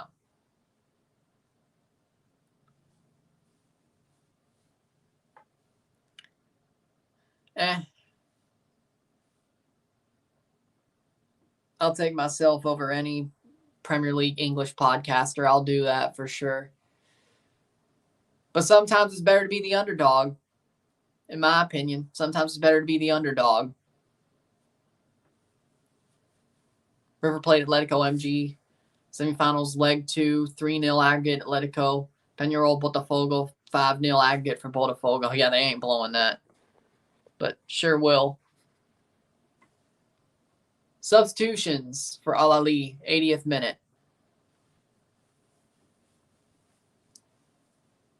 El Shahat's coming off for El Sulia. Last 10-minute substitutions. And 10 minutes to go plus stoppage time, 2-0. Kolka is coming off for, well, that was for El Sulia. I like the unknown that hit me in so many ways.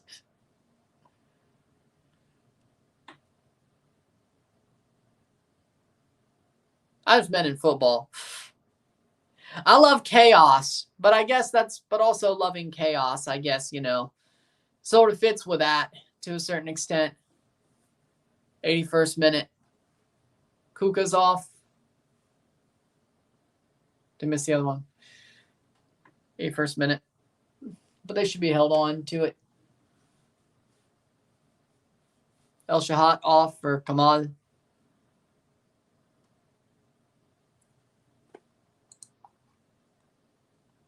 Omar Kamal. Yep. Playing forward. 81st minute, 2-0. Should be able to hold on. They didn't.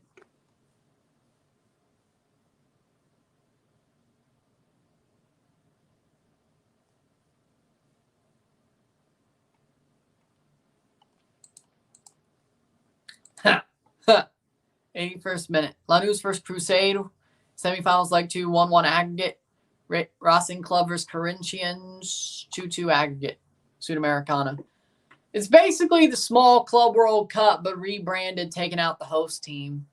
Like decentralized for the first 2 games, and they played the last 3 in a central area. So basically, it's the mini Club World Cup, but rebranded and tweaked. Now that the Club World Cup's the big one.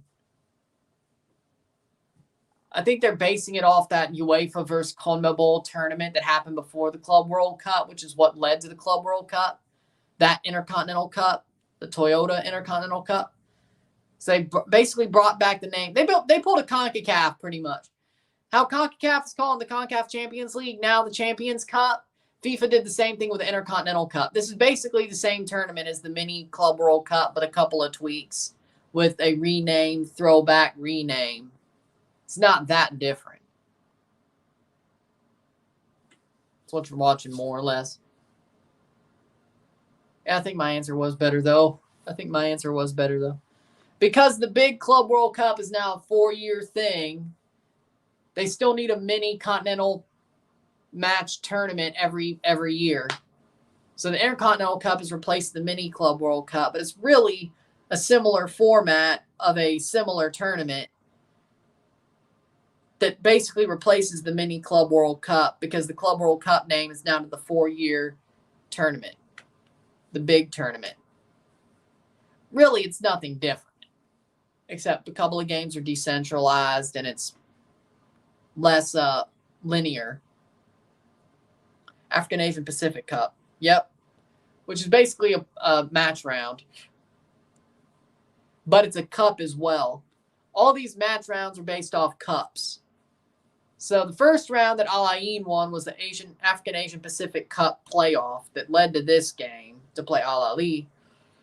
This is actually a trophy, which is basically just the Club World Cup trophy, but with a white base and an orange or a red globe. Seriously, look at it. It is.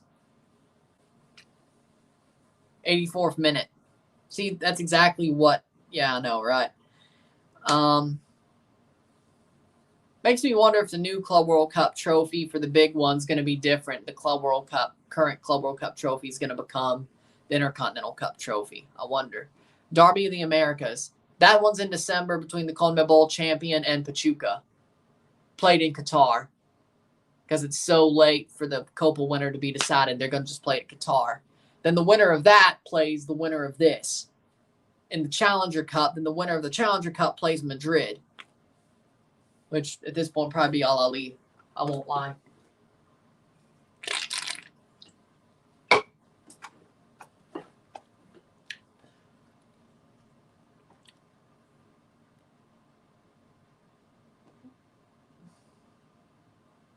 '84th minute. Salamoni and Traore coming on. Yep. Suzuki's on the Canada roster. Nice. For the Four Nations. Nice.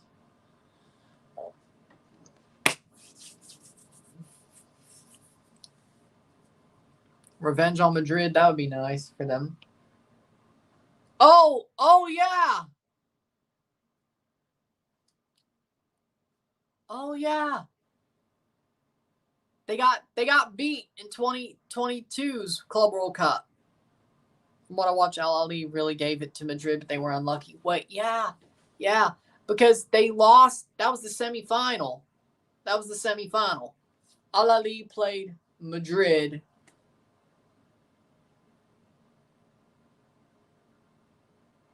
Flamengo played Al-Hilal. Flamengo beat Al-Hilal. Or Al-Hilal beat Flamengo. Al-Ali lost to Madrid. Then Al-Ali beat Flamengo in the third place.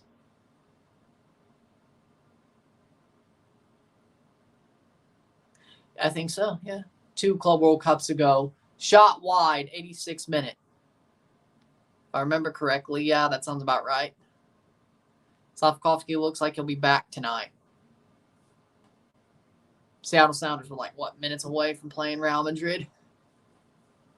It's like that's the one time I ever rooted for Seattle, I won't lie. It's like the one time. I can't lie, I was kind of... How'd you not know that? No, it was just, I had to get it from the back of my mind to the forward of my mind. I had to talk it through, that's all. It was still there. It was just in the back of my mind. I had to bring it to the forefront. I don't forget. I just have to dig through the boxes in my mind. I didn't forget. I just have to dig through the boxes in my mind. It's like an attic. It's like an attic up in there. Some of the boxes are dusty. It's like an attic up in there. Atletico Mineiro. I got Botafogo, personally, at this point. I had River Plate when I made the predictions for this tournament. I didn't realize they'd come up so limp.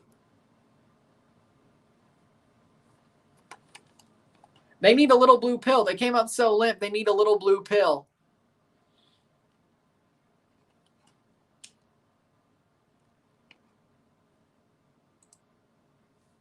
'87th minute.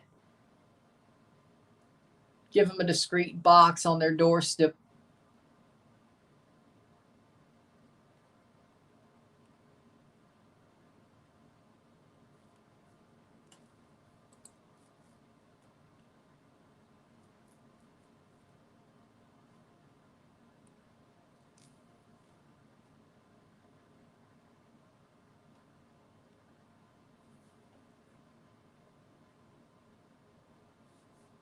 Substitutions. Still 2-0, 88th minute. Afsha coming on. Afsha coming on for Ibrahim.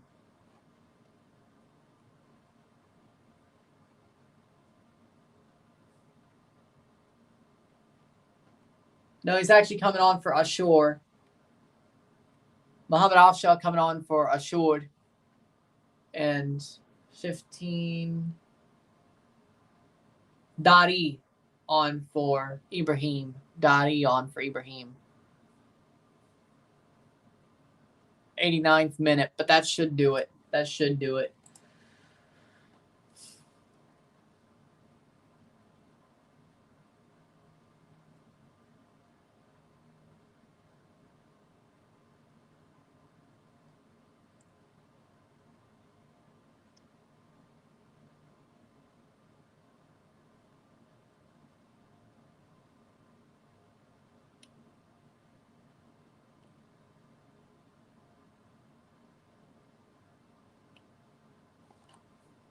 '89th minute. I think that was a scam artist. I think that was a scam artist. Flamengo beat Al-Ahly, but Al-Ahly was winning 2-0. Oh, the red card. My bad. See, I knew I was missing. I knew. I was like, that doesn't sound. They were leading, then the red card happened. Major red flag. Nah, dude, I think that was a scam artist. Maybe it was an actual chick, but it seems to me that was a scam artist. More likely to me, it was somebody who was catfishing somebody and then was a scam artist. Like, they have real pictures of somebody. I don't know which. 90th minute. All about the rankings. That's how you River Plate 6-7, Atletico Mineiro 6-2, Botafogo 25, Peñarol 95. 90th minute. 25. Over like all these European teams. 90th minute. How much stoppage time we get?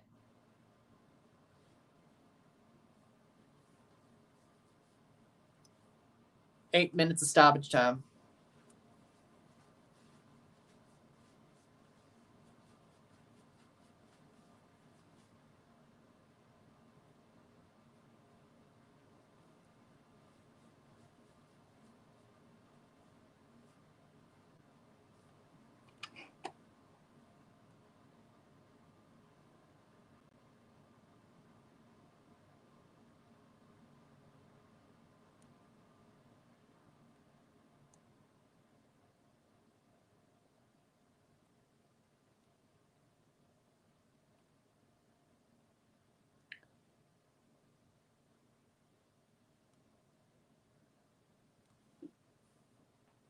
8 minutes of stoppage time. Let him cook.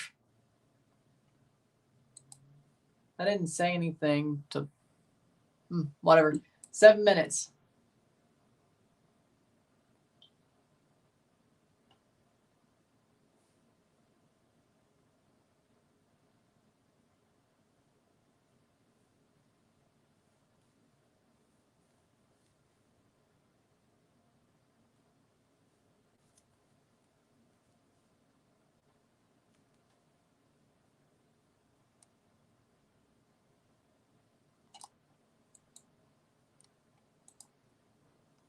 And here's a penalty. Al-Ain has a penalty to make it 3.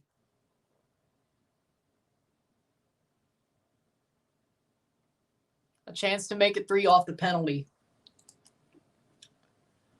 Shot, goal! Goal! Slotted home by Mohamed Afshar. Slots home the penalty, bangs it home, 3-0. And there you go. That's it.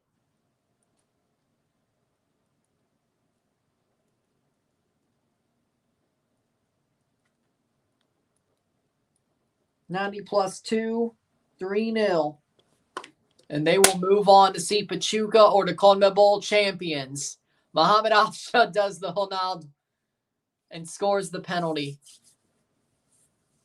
3-0. They move on. Brought down in the box. Long run up and just smashes it home down the middle. The keeper. Laser pointers are coming from the other end of the stadium. Jeez. Just goes down and top bins down the middle. Beautiful. A laser. A laser as heavy as the laser pointers was that penalty.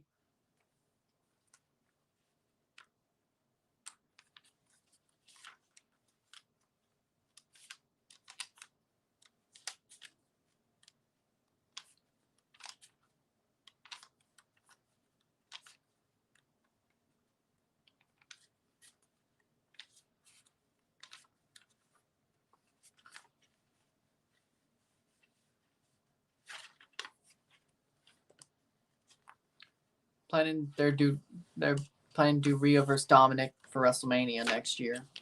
I can see it. 4 minutes. 90th minute, 4 minutes of stoppage time, 3-0. Cardoso got a yellow for that tackle. That foul.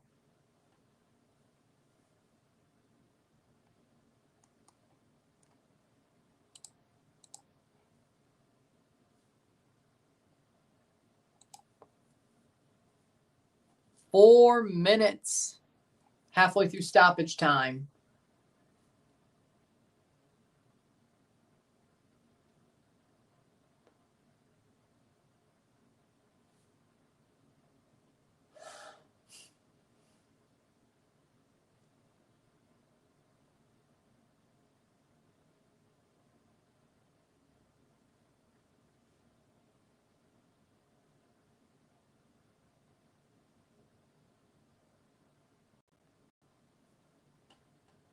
Playing forward. Could they get a fourth? Doesn't look like it. Or, well, I don't know if it doesn't look like it, but 3 minutes left. They're going to hold.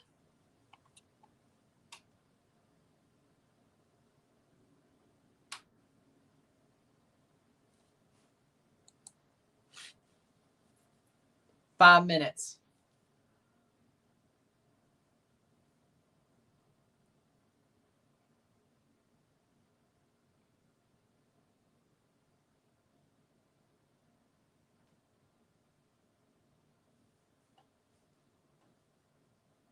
Five minutes. 6, 7, 8. Less than 3 to go.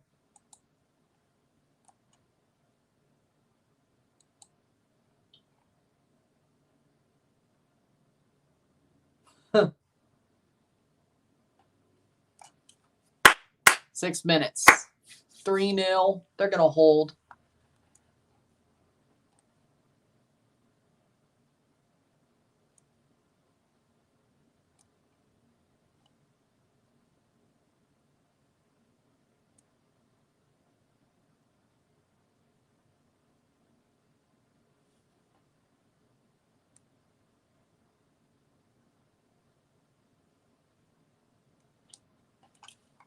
2 minutes to go. Attacking, still going for another. They got him beat. Well, hey, you know, I like it. I like it. I'm kidding.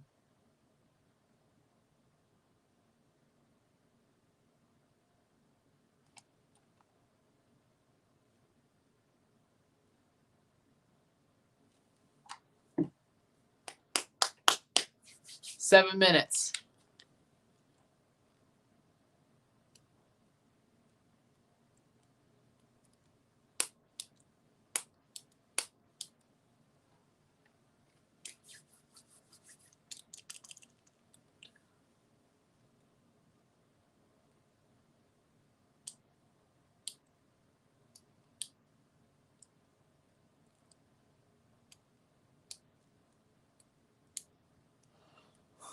One minute to go. What a game.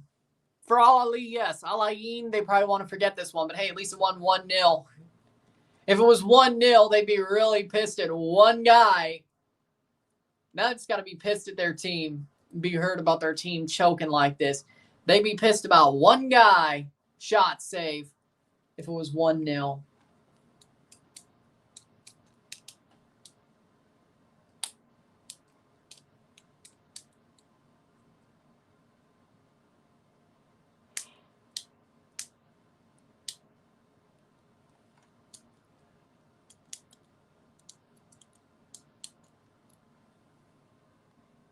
The Real Madrid. Al-Ain is the Real Madrid of Africa. The club of the century. Real Madrid of Africa. Al-Ain. Seconds to go. When will the whistle be blown? Here comes Al-Ain down. Free kick, and they're going to play a couple of minutes more. Play a couple of minutes more. They have a sub set up. Won't even be able to make it.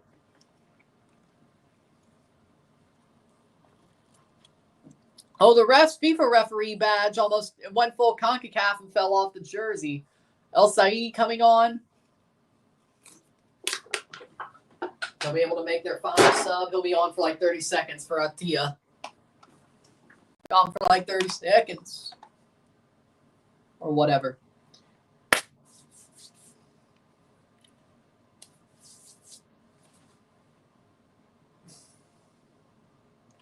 JD Vance was worn an FC Cincinnati shirt. Well, good for him. Nice. Full time. It's 3-0.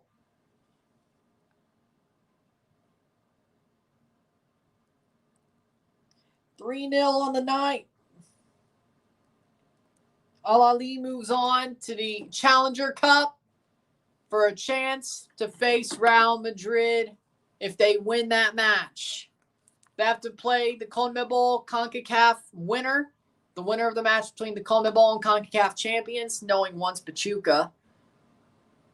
The match between Pachuca and the CONMEBOL champion.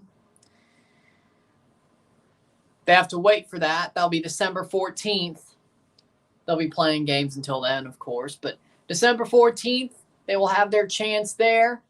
But Al-Ain wins 3-0. Al-Ain gets knocked out of this tournament. Al-Ain is going to Qatar. With the CONMEBOL, CONCACAF, with Pachuca, the CONMEBOL champions, and Real Madrid. They're all going to Qatar.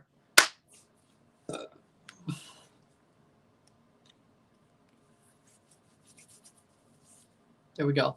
No, it's not. It's a John Cena shirt. But with that being said, congratulations to Al-Ain. Commiserations to Al-Ain. We move on. With that being said, I'll make a review of this game within the hour. I'll see you then. Then, of course, the 2 MLS playoff games I'll be live for. Review for Minnesota RSL at the end of the night. There we go. I'll see you later. If you like the stream, like it, share, subscribe. You know what it is. Tell your friends. Hit that like button. Hit that subscribe button. Hit that bell notification. Subscribe. Send some chats on the live streams. Comment on this video. Put us in playlist. Share with friends and family. All that great stuff. I will see you within the hour. There we go. I'm running. I'm out. Peace. See you.